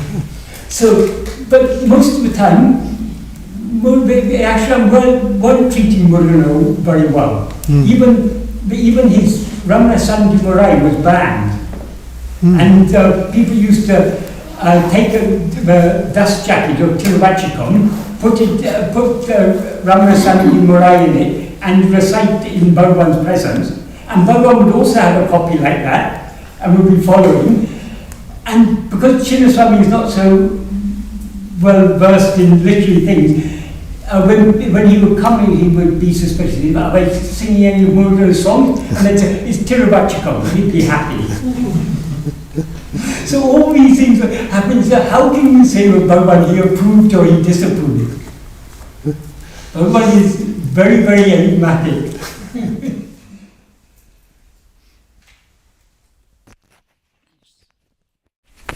I just want to go back to this self-surrender, surrender of the self. Yes. Who is surrendering to whom? I'm just trying to figure out what is surrendering to what. The self. Well, now we experience ourselves as ego. So as ego, we have to surrender ourselves. Ourself there means ego. We cannot give up what we really are. We can only give up what we seem to be. So ego is what we seem to be. That is the self we have to surrender. So the self in this instance is categorically the ego. Yes, yes. And that surrenders. Who is surrendering it? Who is surrendering it? Ego is surrendering itself. Oh, right. That's why it's called self-surrender.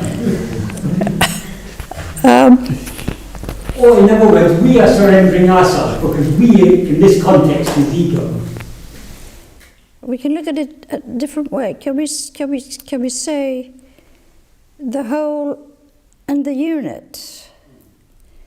The whole is what is. Yeah. And the self is the unit. Yes, but the whole is indivisible. Absolutely. So it has no parts. So even to say ego is a part of the whole is not correct. Ego is an appearance. Within the whole. It is, I mean, it's got to be part of the whole. There are no units. But, yes, the whole is an indivisible whole. It is unchanging, never divided, never undergoing any change. Absolutely. Ego is an appearance in that. Yes. But to say it's a part of that makes it sound like the whole is divided into parts.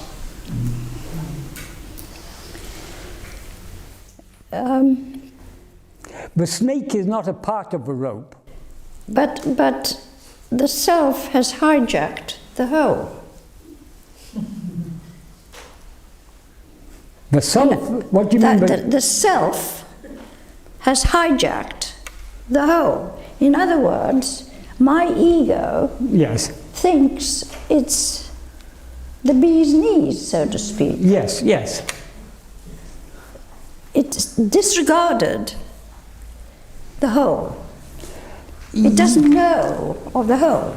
Well, It denies the whole. yes, by rising as ego, we are, in a sense, we are denying what we actually are. Because what we actually are is pure awareness. By rising as ego, we become this impure awareness, the awareness that is aware of other things. So in that sense, we are denying the whole, you can say, yes. So when it surrenders to the whole. Yeah, But the whole, it subsides and merges back into its source. but the whole has no tools to know this. No. The whole, that is what is real, is ever unaffected by anything. It is constant, it is forever, it is there eternally. Yes. In perfection. Yeah, it's timeless, immutable, infinite. So, when the self surrenders, The self, you mean the ego? well, I don't know. You tell me. Well, that's the only self that can be surrendered, yes. Right, okay. Who knows it? In other words, The result of the surrender, the ego can never be aware of its own cessation, its own annihilation, its own disappearance. right? Because our real nature is never aware of ego. It's never aware of the appearance of ego, so it's not aware of the disappearance of ego. Ego is aware of itself when it appears, but when it disappears, it's no longer there to be aware of itself. So there is nobody to see the disappearance of ego. So how does it surrender? By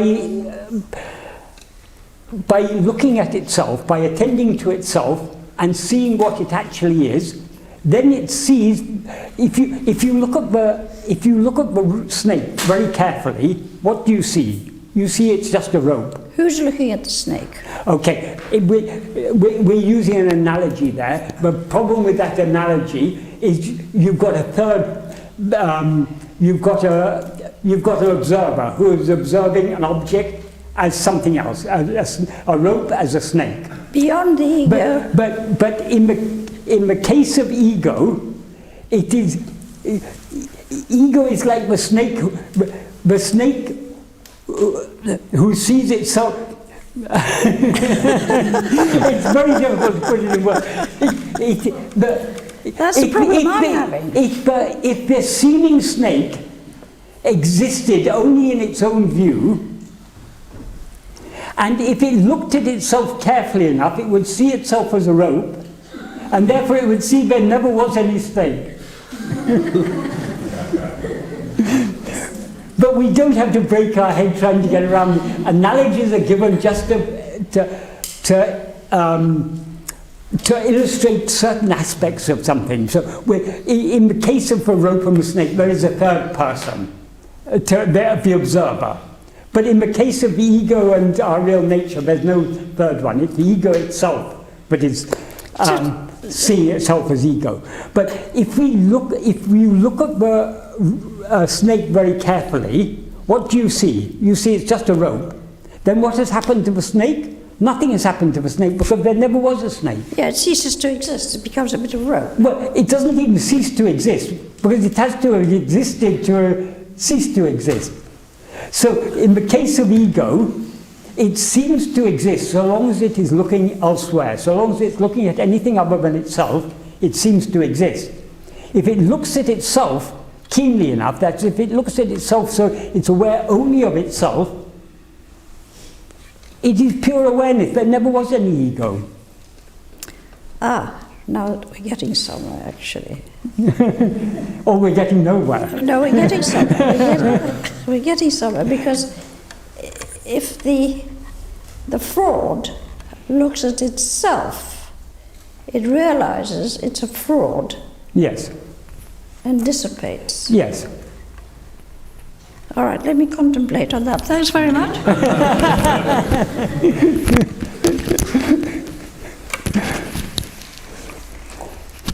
You said before lunch, I found really interesting.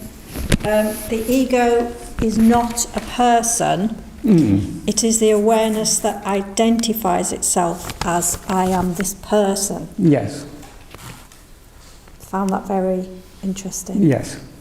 It's not the person. No, no.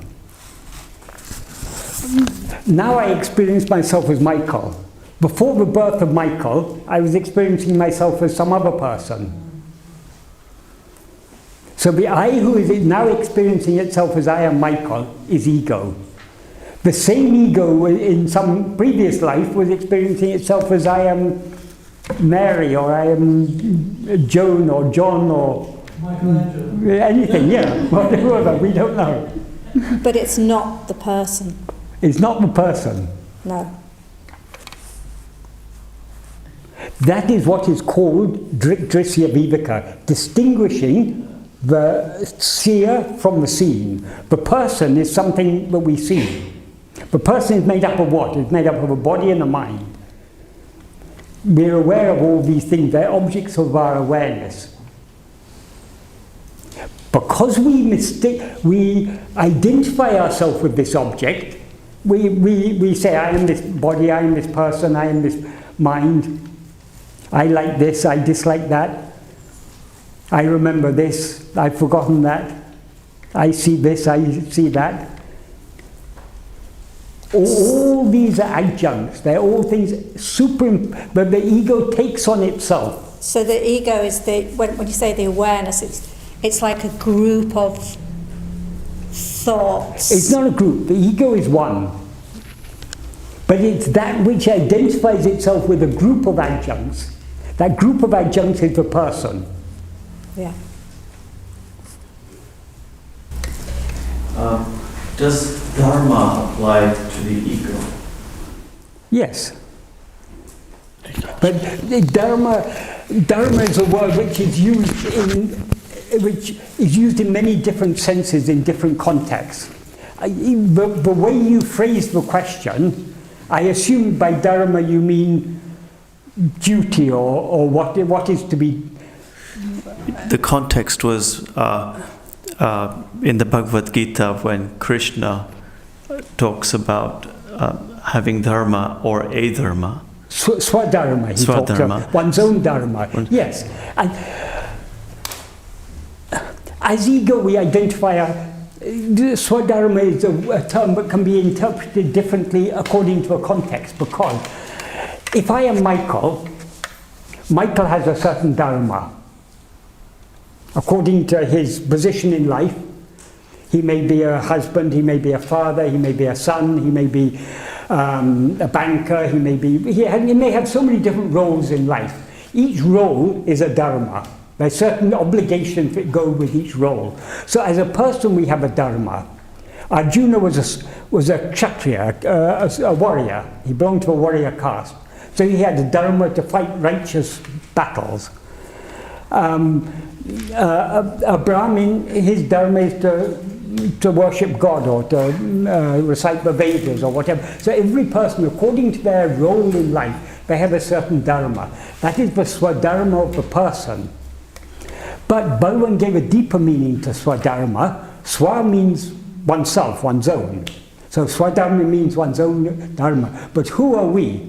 If I'm this person, then my dharma is to be whatever my roles in life happen to be. But am I this person? So Bhagavan said the true swadharma is just being as we are. So the same term can be interpreted differently at different levels. But the deepest level, swadharma means just being as we are. Because that is the nature of of our real, I mean, that's our real nature, is just to be, not to be this or that. So the dharma of a person may be to be a father, mother, son, daughter, husband, wife, brother, sister, banker, doctor, lawyer, street sweeper, whatever it is. That's the dharma of the person.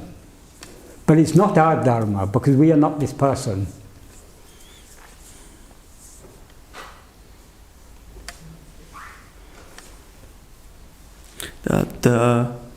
The context was the Krishna mentioning dharma from the context of morality and that battle. Yeah. And then with Durakshana, he recognized that, and then he said, but he wasn't moral, and he said in this context of a-dharma.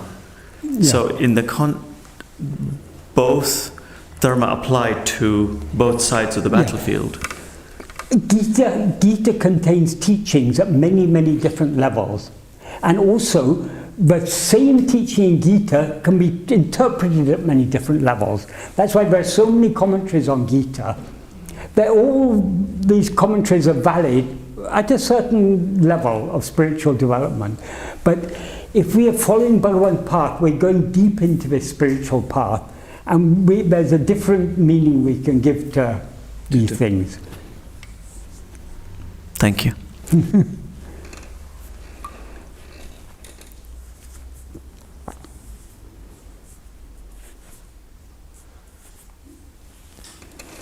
Right, can I share another question? I mentioned at lunchtime, you often come across the phrase being consciousness bliss when you read some of the books. Yes. And I hear you loud and clear just what you said about being. Yes. And I know consciousness has different connotations, and we're back into language again. There's awareness, consciousness, etc. But then you also hear people say, well, it's being consciousness bliss. And then there are others who say, well, it's beyond bliss.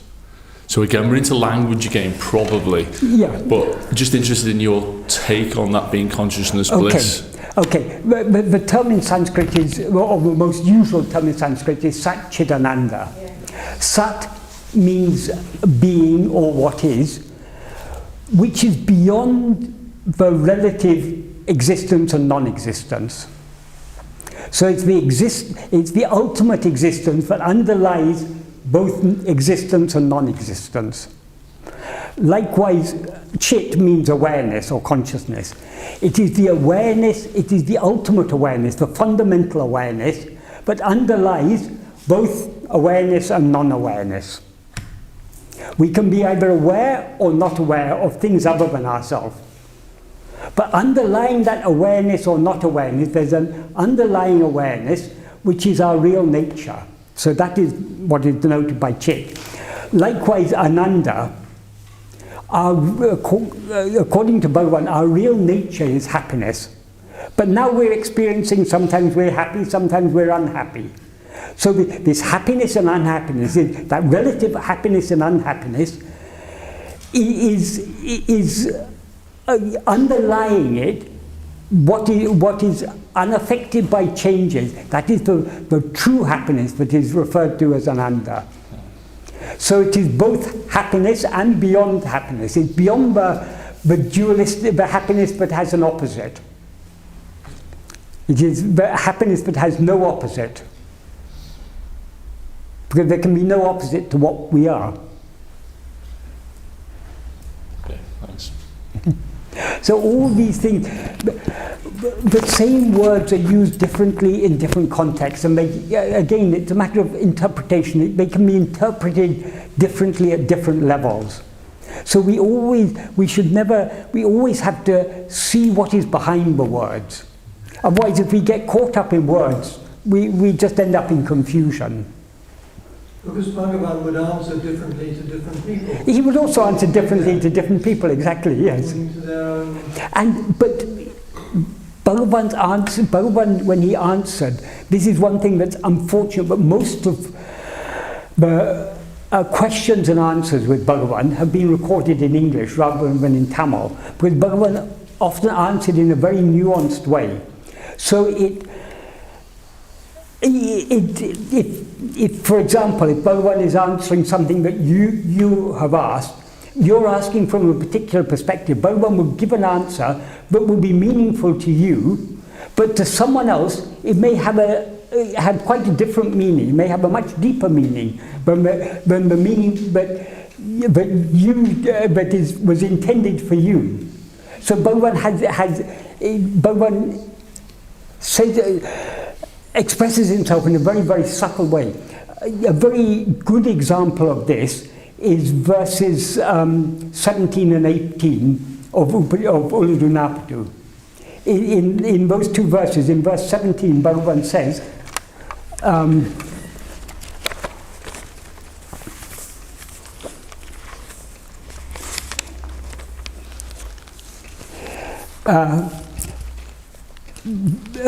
the body is I, both for those who do not know themselves and for those who know themselves. So Bhagavan is saying there, body is I for everyone, whether Vijnani or Ajnani, body is I. For those who do not know themselves, I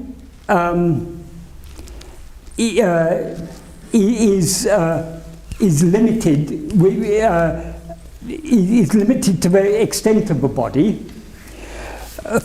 Whereas for those who have known themselves within the body, I shines without limit.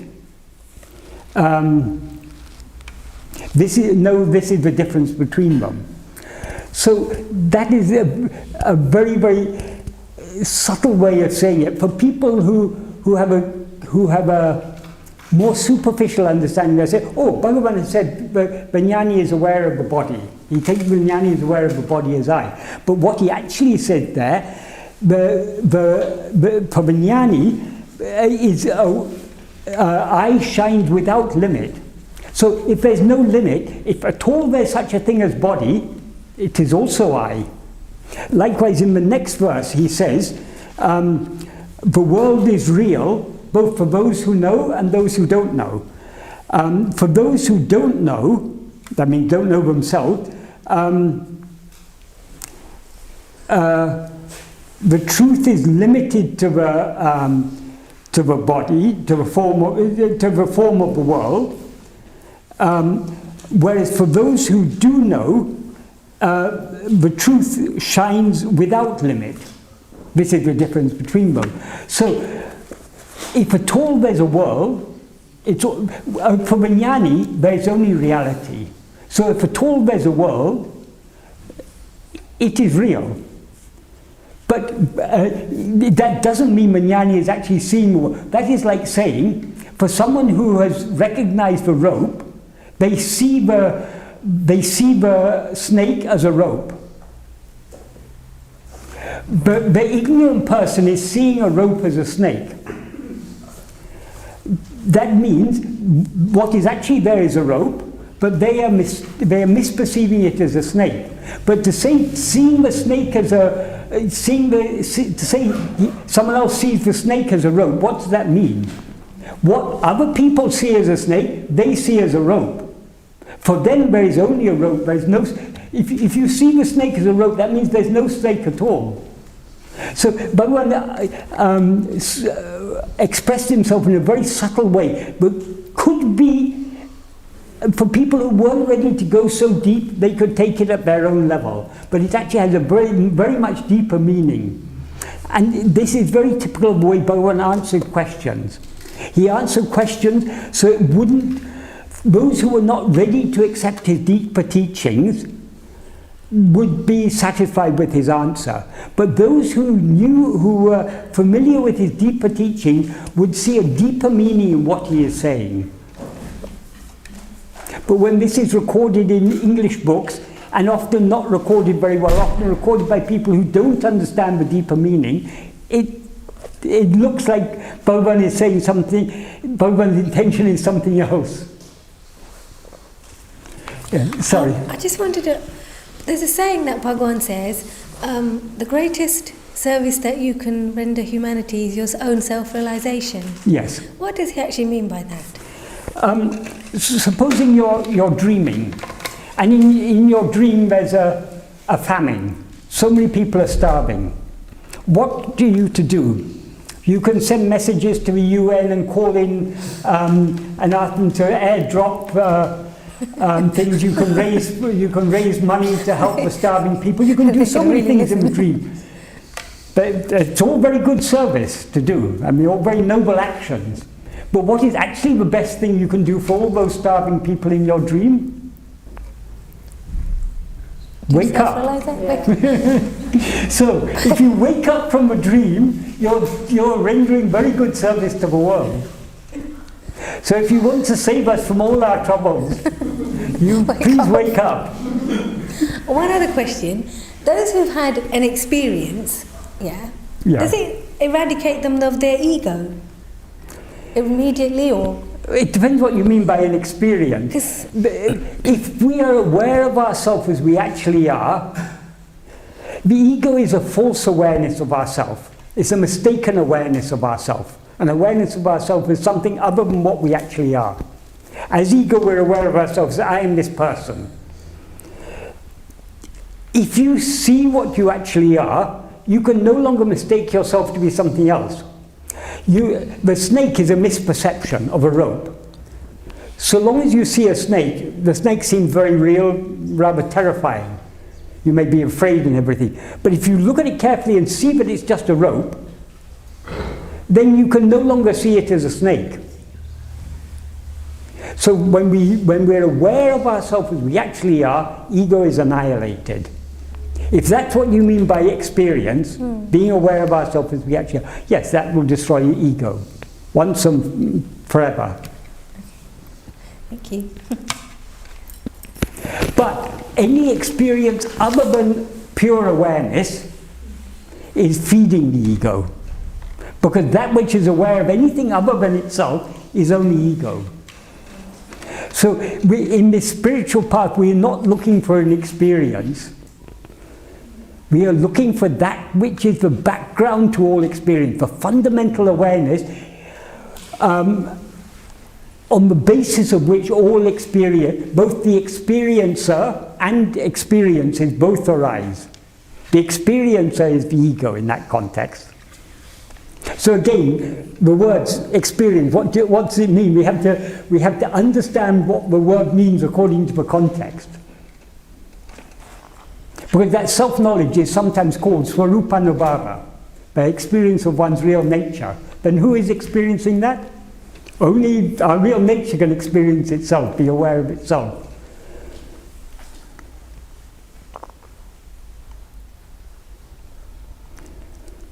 So it's an experience without the triad of experiencer, experienced, and experiencing. It is just pure experience, pure awareness.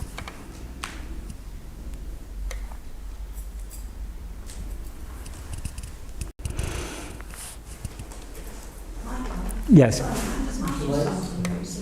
Like a dream.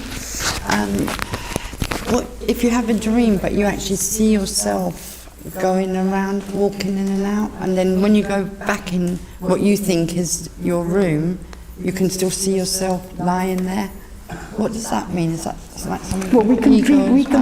We can have all sorts of experiences in a dream. Right. But in a dream, we are always. Do you mean? Are you talking about dreaming of like a sort of out-of-body experience where you're? Yeah, that's what I'm still, thinking. Even an out-of-body experience, you still have a body. Yeah. Because of, like people say, when people describe near-death experiences, they sometimes say that the doctors are trying to resuscitate them and they're sort of floating up above and they can see all that's being happened, as if they're outside their body. Yeah. But the fact that they're seeing from up above, that means they've got a location in time and space. That's right, yeah. That location, that is a subtle body. So we cannot see a dream without having a body, without having a body, whether that body is a visible body or an invisible body. There's still the body there. So the body that we are seeing, let me say, we see ourselves. You see yourself. Yeah, that other body, but we take, oh, that is my body, but we've already separated ourselves. So it's as if we've got two bodies, a subject body and an object body. Oh, right. Yeah. But it's always from the perspective of a body that we see. Any world, because we see the world how? Through the five senses. Yeah. Okay. Thank you. You explained that good. Yeah. So that is one thing in a dream. Though the dream is all our mental creation, we always are always a part of a dream of which we always experience ourselves as a part of that dream. So just like all the other people we see in a dream are our own mental projection, even the person we seem to be in that dream is also our own mental projection. Right. So they're just the dreamer, the one who has projected and is perceiving, because projection and perception are actually one and the same thing. It's just the same yeah. thing. Oh, yeah. okay. Thank you. But perceiver always perceives itself as a part of its perception. Right. So is that still to do, sorry, is that still the ego? Like yes, it's ego, it's ego. Yeah. But the perceiver, the seer, is always ego. Is the ego. Okay. That which is aware of anything other than itself is ego. Right. But our real nature is aware only of itself. Right. Thank you. Thank you. You could say it's a centre of experience as opposed to no centre. Yes, yes.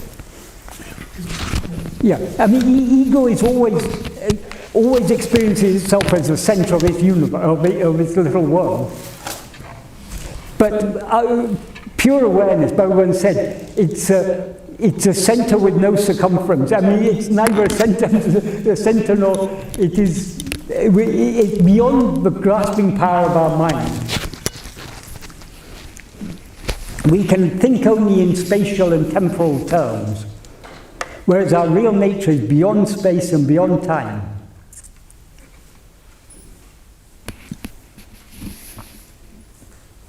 Sometimes when I'm sleeping, I'm aware that I'm sleeping, and then I'm reading and I'm aware that I'm reading, and then when I wake up, I'm still dreaming. It's like I'm still in a dream. And then I feel that that is reality, the truth. And then I start saying, oh my God, too much awareness. I mean, the one that goes like, oh my God, it's too much awareness, is the ego that says that. It doesn't want to see things as they are. Well, there's never too much. We are always aware. We are always aware. There's no problem with being aware, because that's our real nature. The problem is being aware of anything other than ourselves. Being aware of anything other than ourselves is a dream. So long as we are aware of anything that appears and disappears, we're dreaming. Yeah, no, but it's like I'm aware that I'm dreaming even when I wake up, because it's not really waking up, it's just one line of things happening. And yes. But it's like I'm there, it's reality, that's true reality, but there's that part of me that is like, no, you have to get a coffee and you have to bring your daughter. Yeah. That's the ego that says don't see that and fade and grow still. Yes.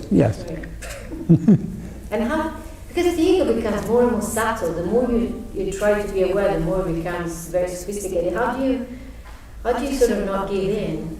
Well, ego is very subtle, because ego is everything perceived by ego is an object. Objects are relatively gross. Even our thoughts and feelings are objects perceived by us, so they're relatively gross. But we, the perceiver of them, are relatively subtle. But the more we look within, the more this very subtle perceiver begins to dissolve. And when it dissolves completely, what then remains the pure awareness, that is the subtlest of the subtle. All these terms, subtle and gross, are relative terms. Whereas what we actually are is beyond all relativity.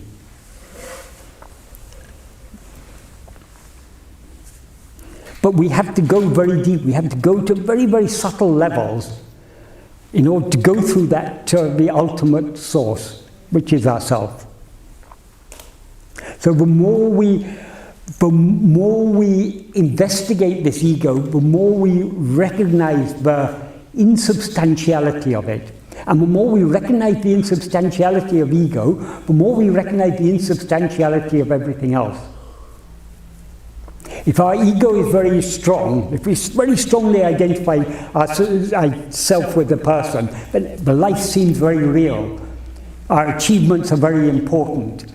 Everything that is mine is very important. And it's for the strong ego, the world is very, very solid and substantial, real.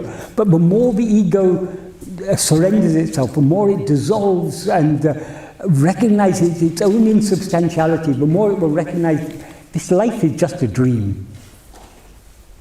No more than that.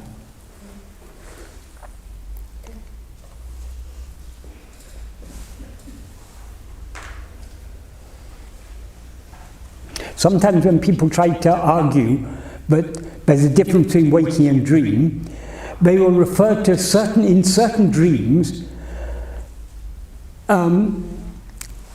for example, I may be talking to you, and the next minute you become my sister, the next minute you become some friend from my childhood. The same person becomes a different person, or one moment we're in London, the next moment we're in Tiruvannāmalai.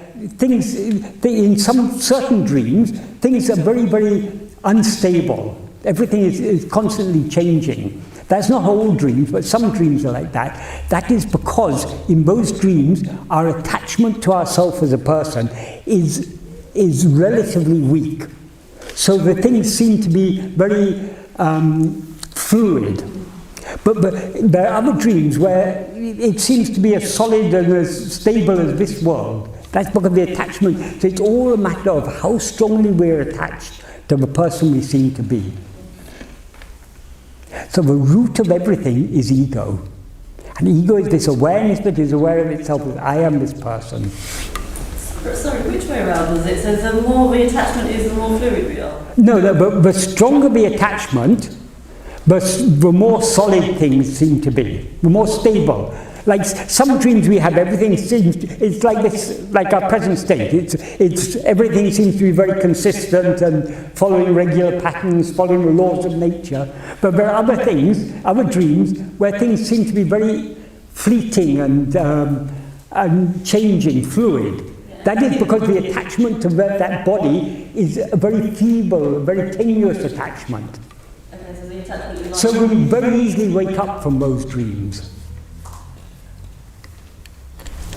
In rare moments when we become the observer, yes. Are we then in sort of in the state of the unified, of the pure self? No. When you say we become the observer, we are always the observer. As ego, we are always the observer. But when we become aware of ourselves, now we are the observer, but when we're strongly attached to ourselves as a person, we instead of identifying ourselves as as just the observer, we identify ourselves as something that is observed, namely this person. When we become aware of the fact that we are the observer even of this person that we seem to be, we take a step back, as it were. But that's still the state of ego. We're just recognizing the distinction between the observer and what is observed. We're not so strongly identifying ourselves with the person.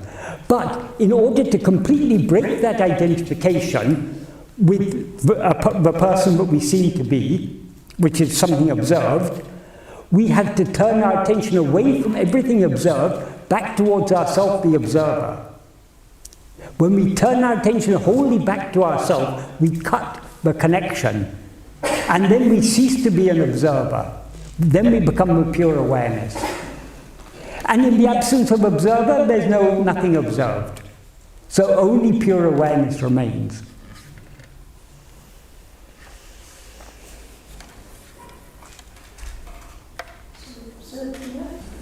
So,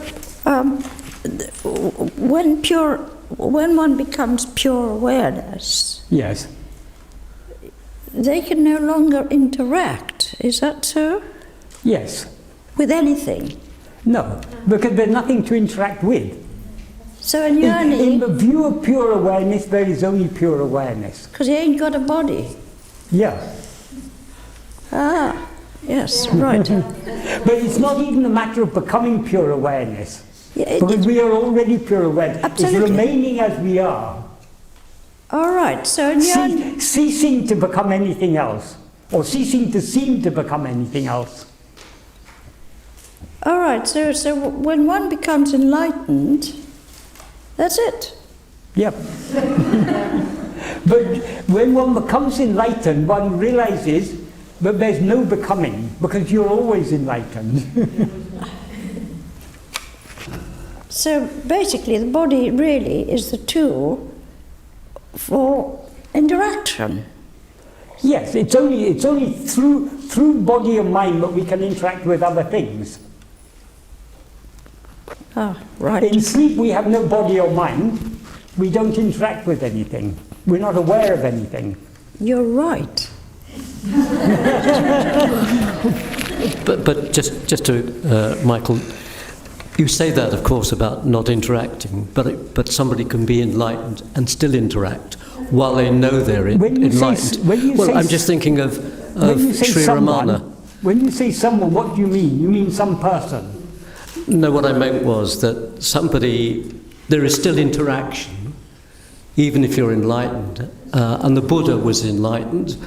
Sri Ramana Maharshi was enlightened. You still interact with other people, but you always still know what you truly are. You say Buddha was interacting, you say Bhagavan was interacting. Yes. But in whose view?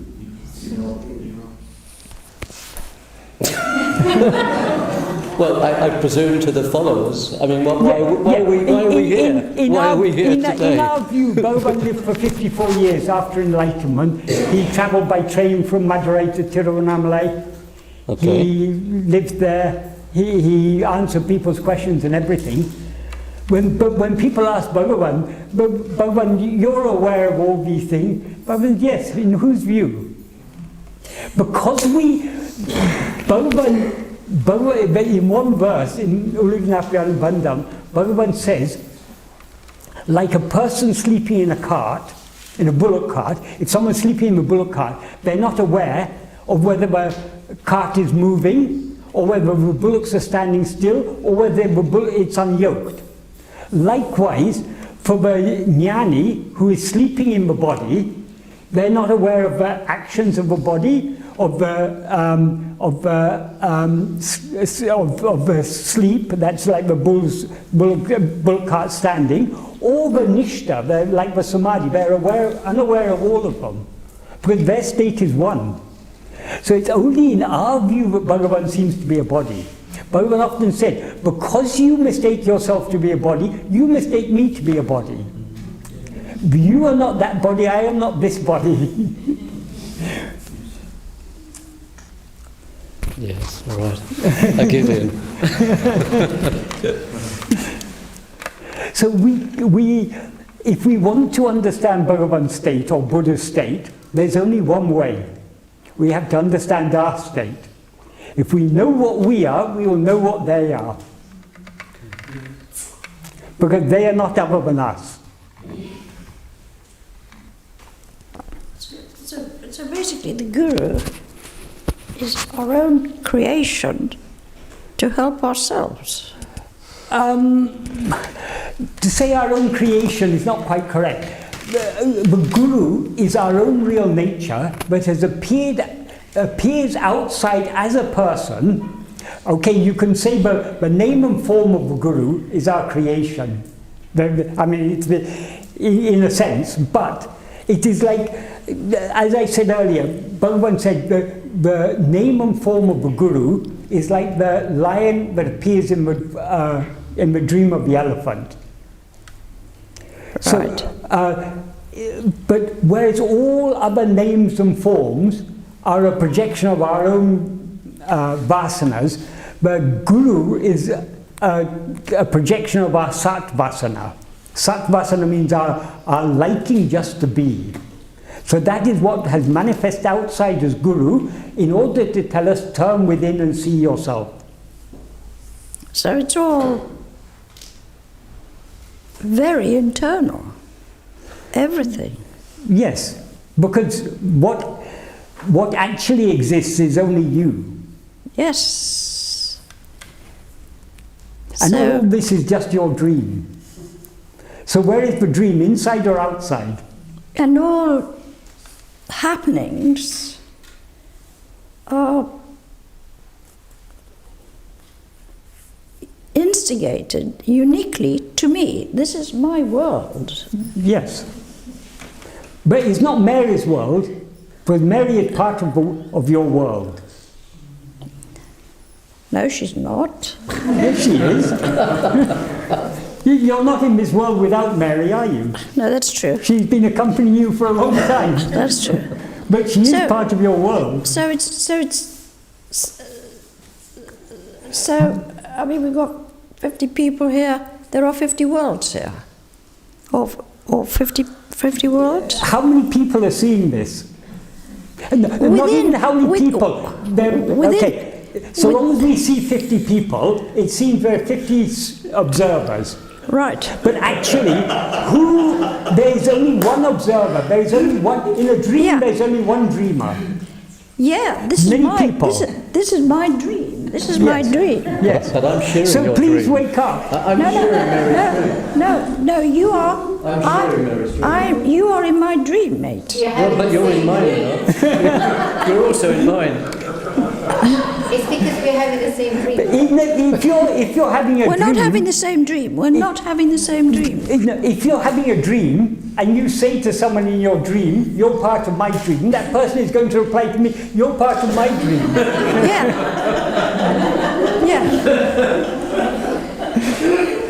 That's... In a dream, there is only one dreamer. But because the dreamer mistakes itself to be a person, it mistakes all other people to be seeing the same world that it's seeing. Do you know, I've got it. I've got it. You've got it.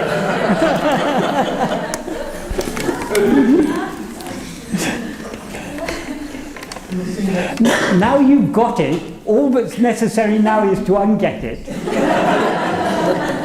Because the I who has got it is the culprit.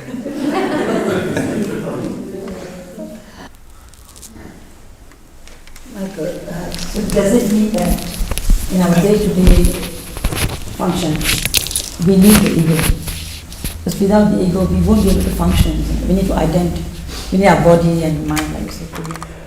When you say we need, the we the we you're referring to is ego. Ego needs itself to be ego.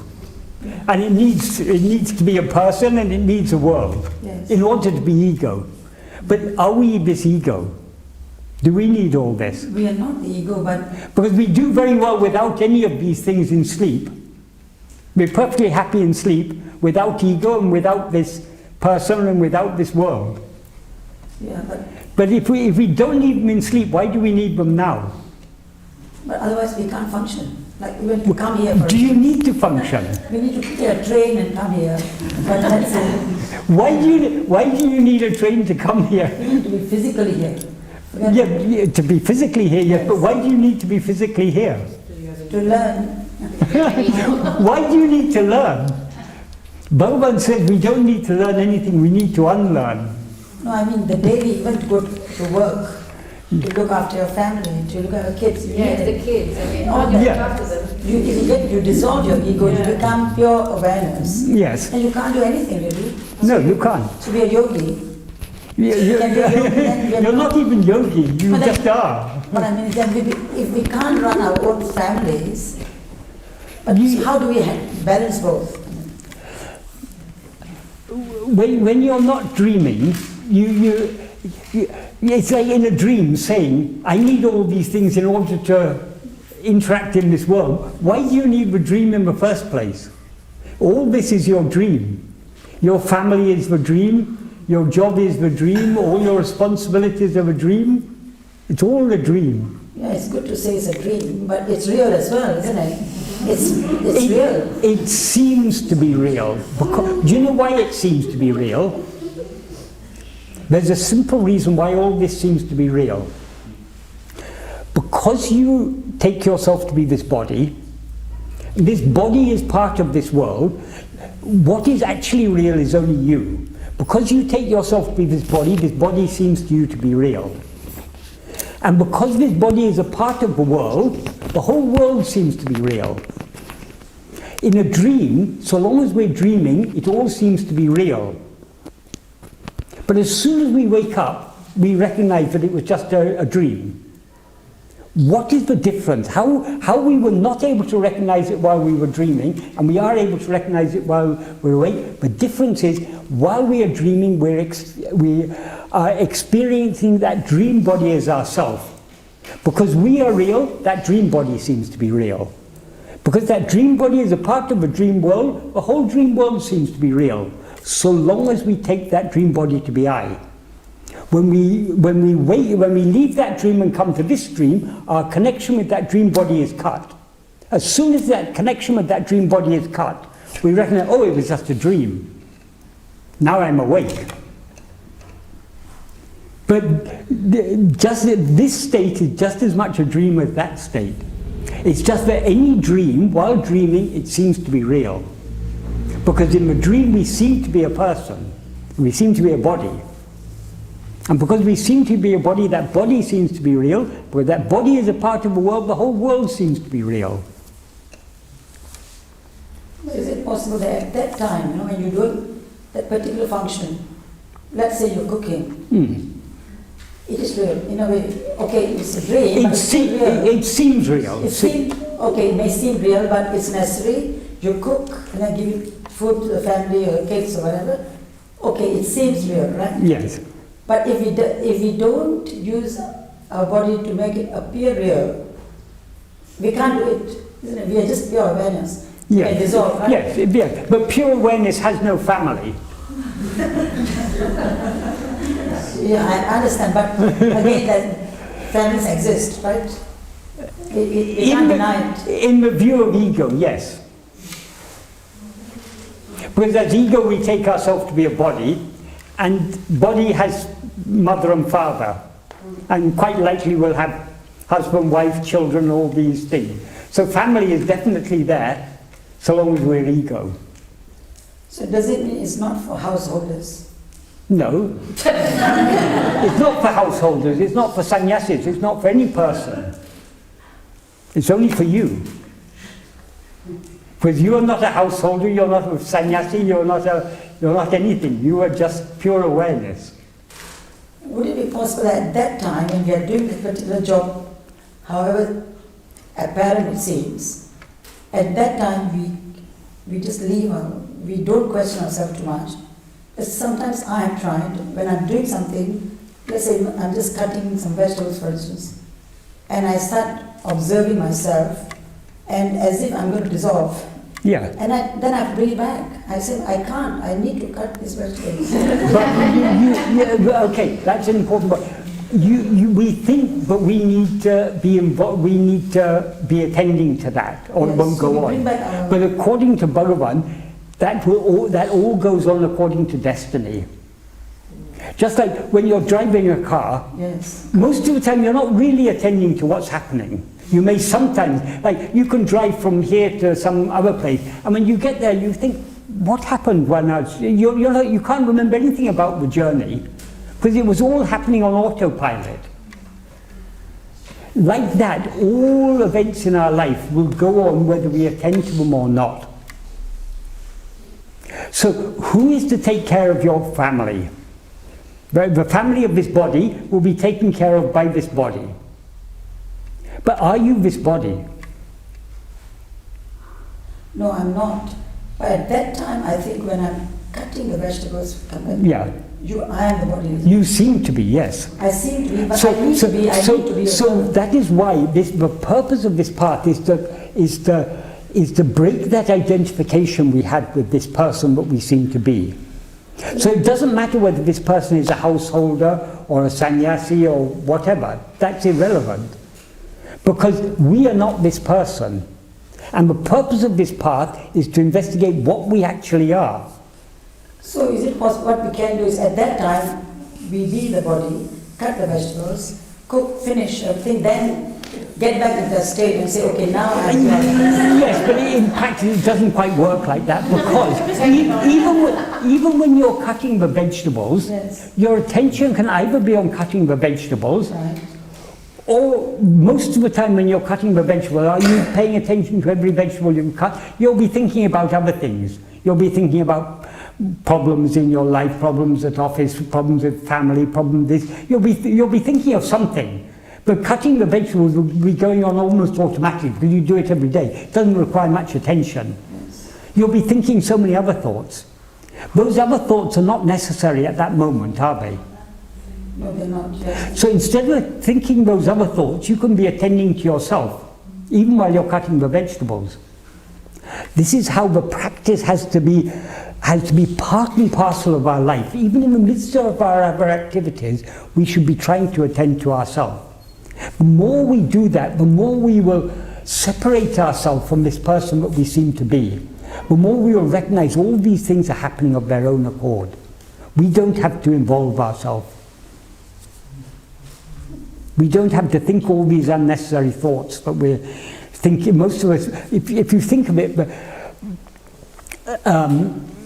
from morning till night, how many thoughts we think. And of all those thoughts, how many are actually necessary for the task at hand? They're not necessary, most of them. Maybe 1 or 2% of the thoughts are necessary, rest are just unnecessary thoughts. So why to think all those unnecessary thoughts? Why not to attend to ourselves?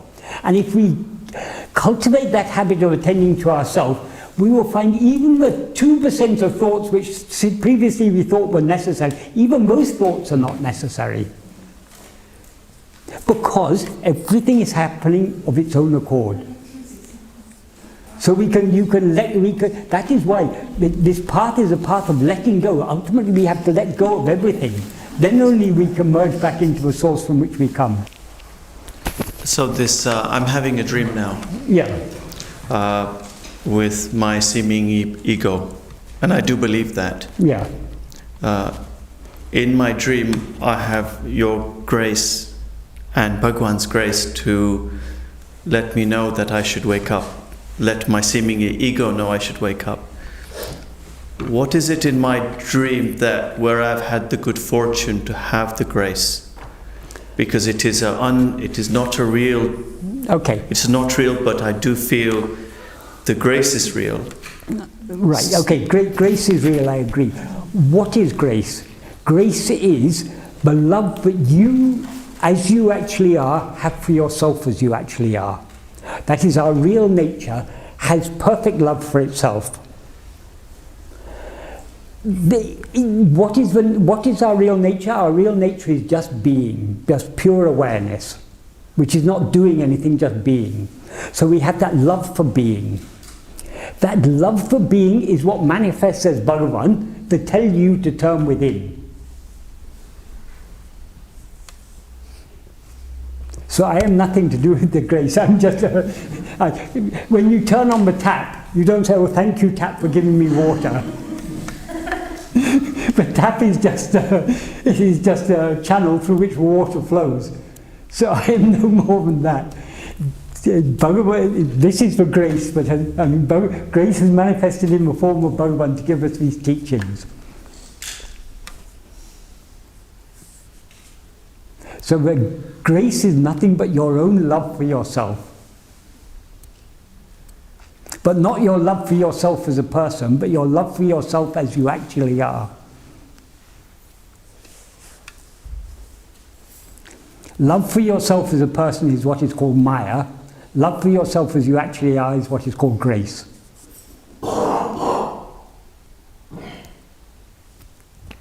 Thank you. It's the same love, because there's only one love, but love for ourselves as a person is a misuse of our love.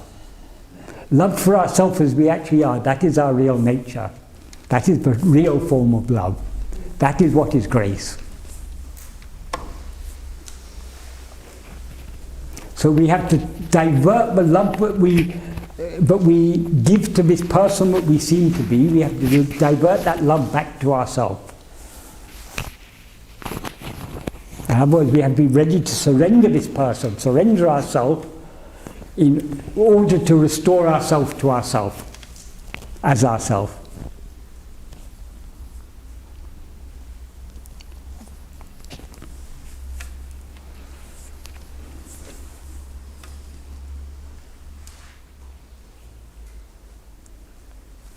Have I understood that correctly, that grace is more real than everything else? Yes. Grace alone is real, nothing else is real. That's beautiful. Grace is upon you.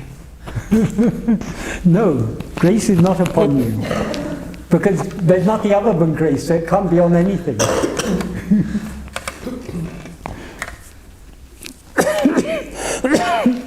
Yes. Going back to this dream, that this life is a dream, is my life. It sounds as if we wake up when we die. No. When we die, you mean when this body dies. When the body dies, that is the ending of a dream. The ending of a dream. This life is a dream. So when a dream comes to an end, there are one of two states you can be in. Either you can go into another dream, or you can fall asleep.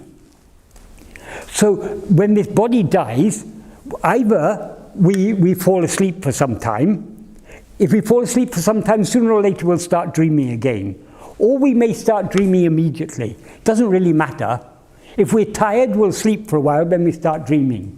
If we're not so tired, we'll immediately continue some other dream. What needs to die is not this body, but the I that says I am this body. When the I that says I am this body, when that dies, that is ego, that is the goal we are seeking. That is the final enlightenment, or whatever we call it, liberation or whatever. Self-realization. That can happen by way of life. Yeah. Yes, yeah. It's got nothing to do with the death of the body. It's the death of ego that is required.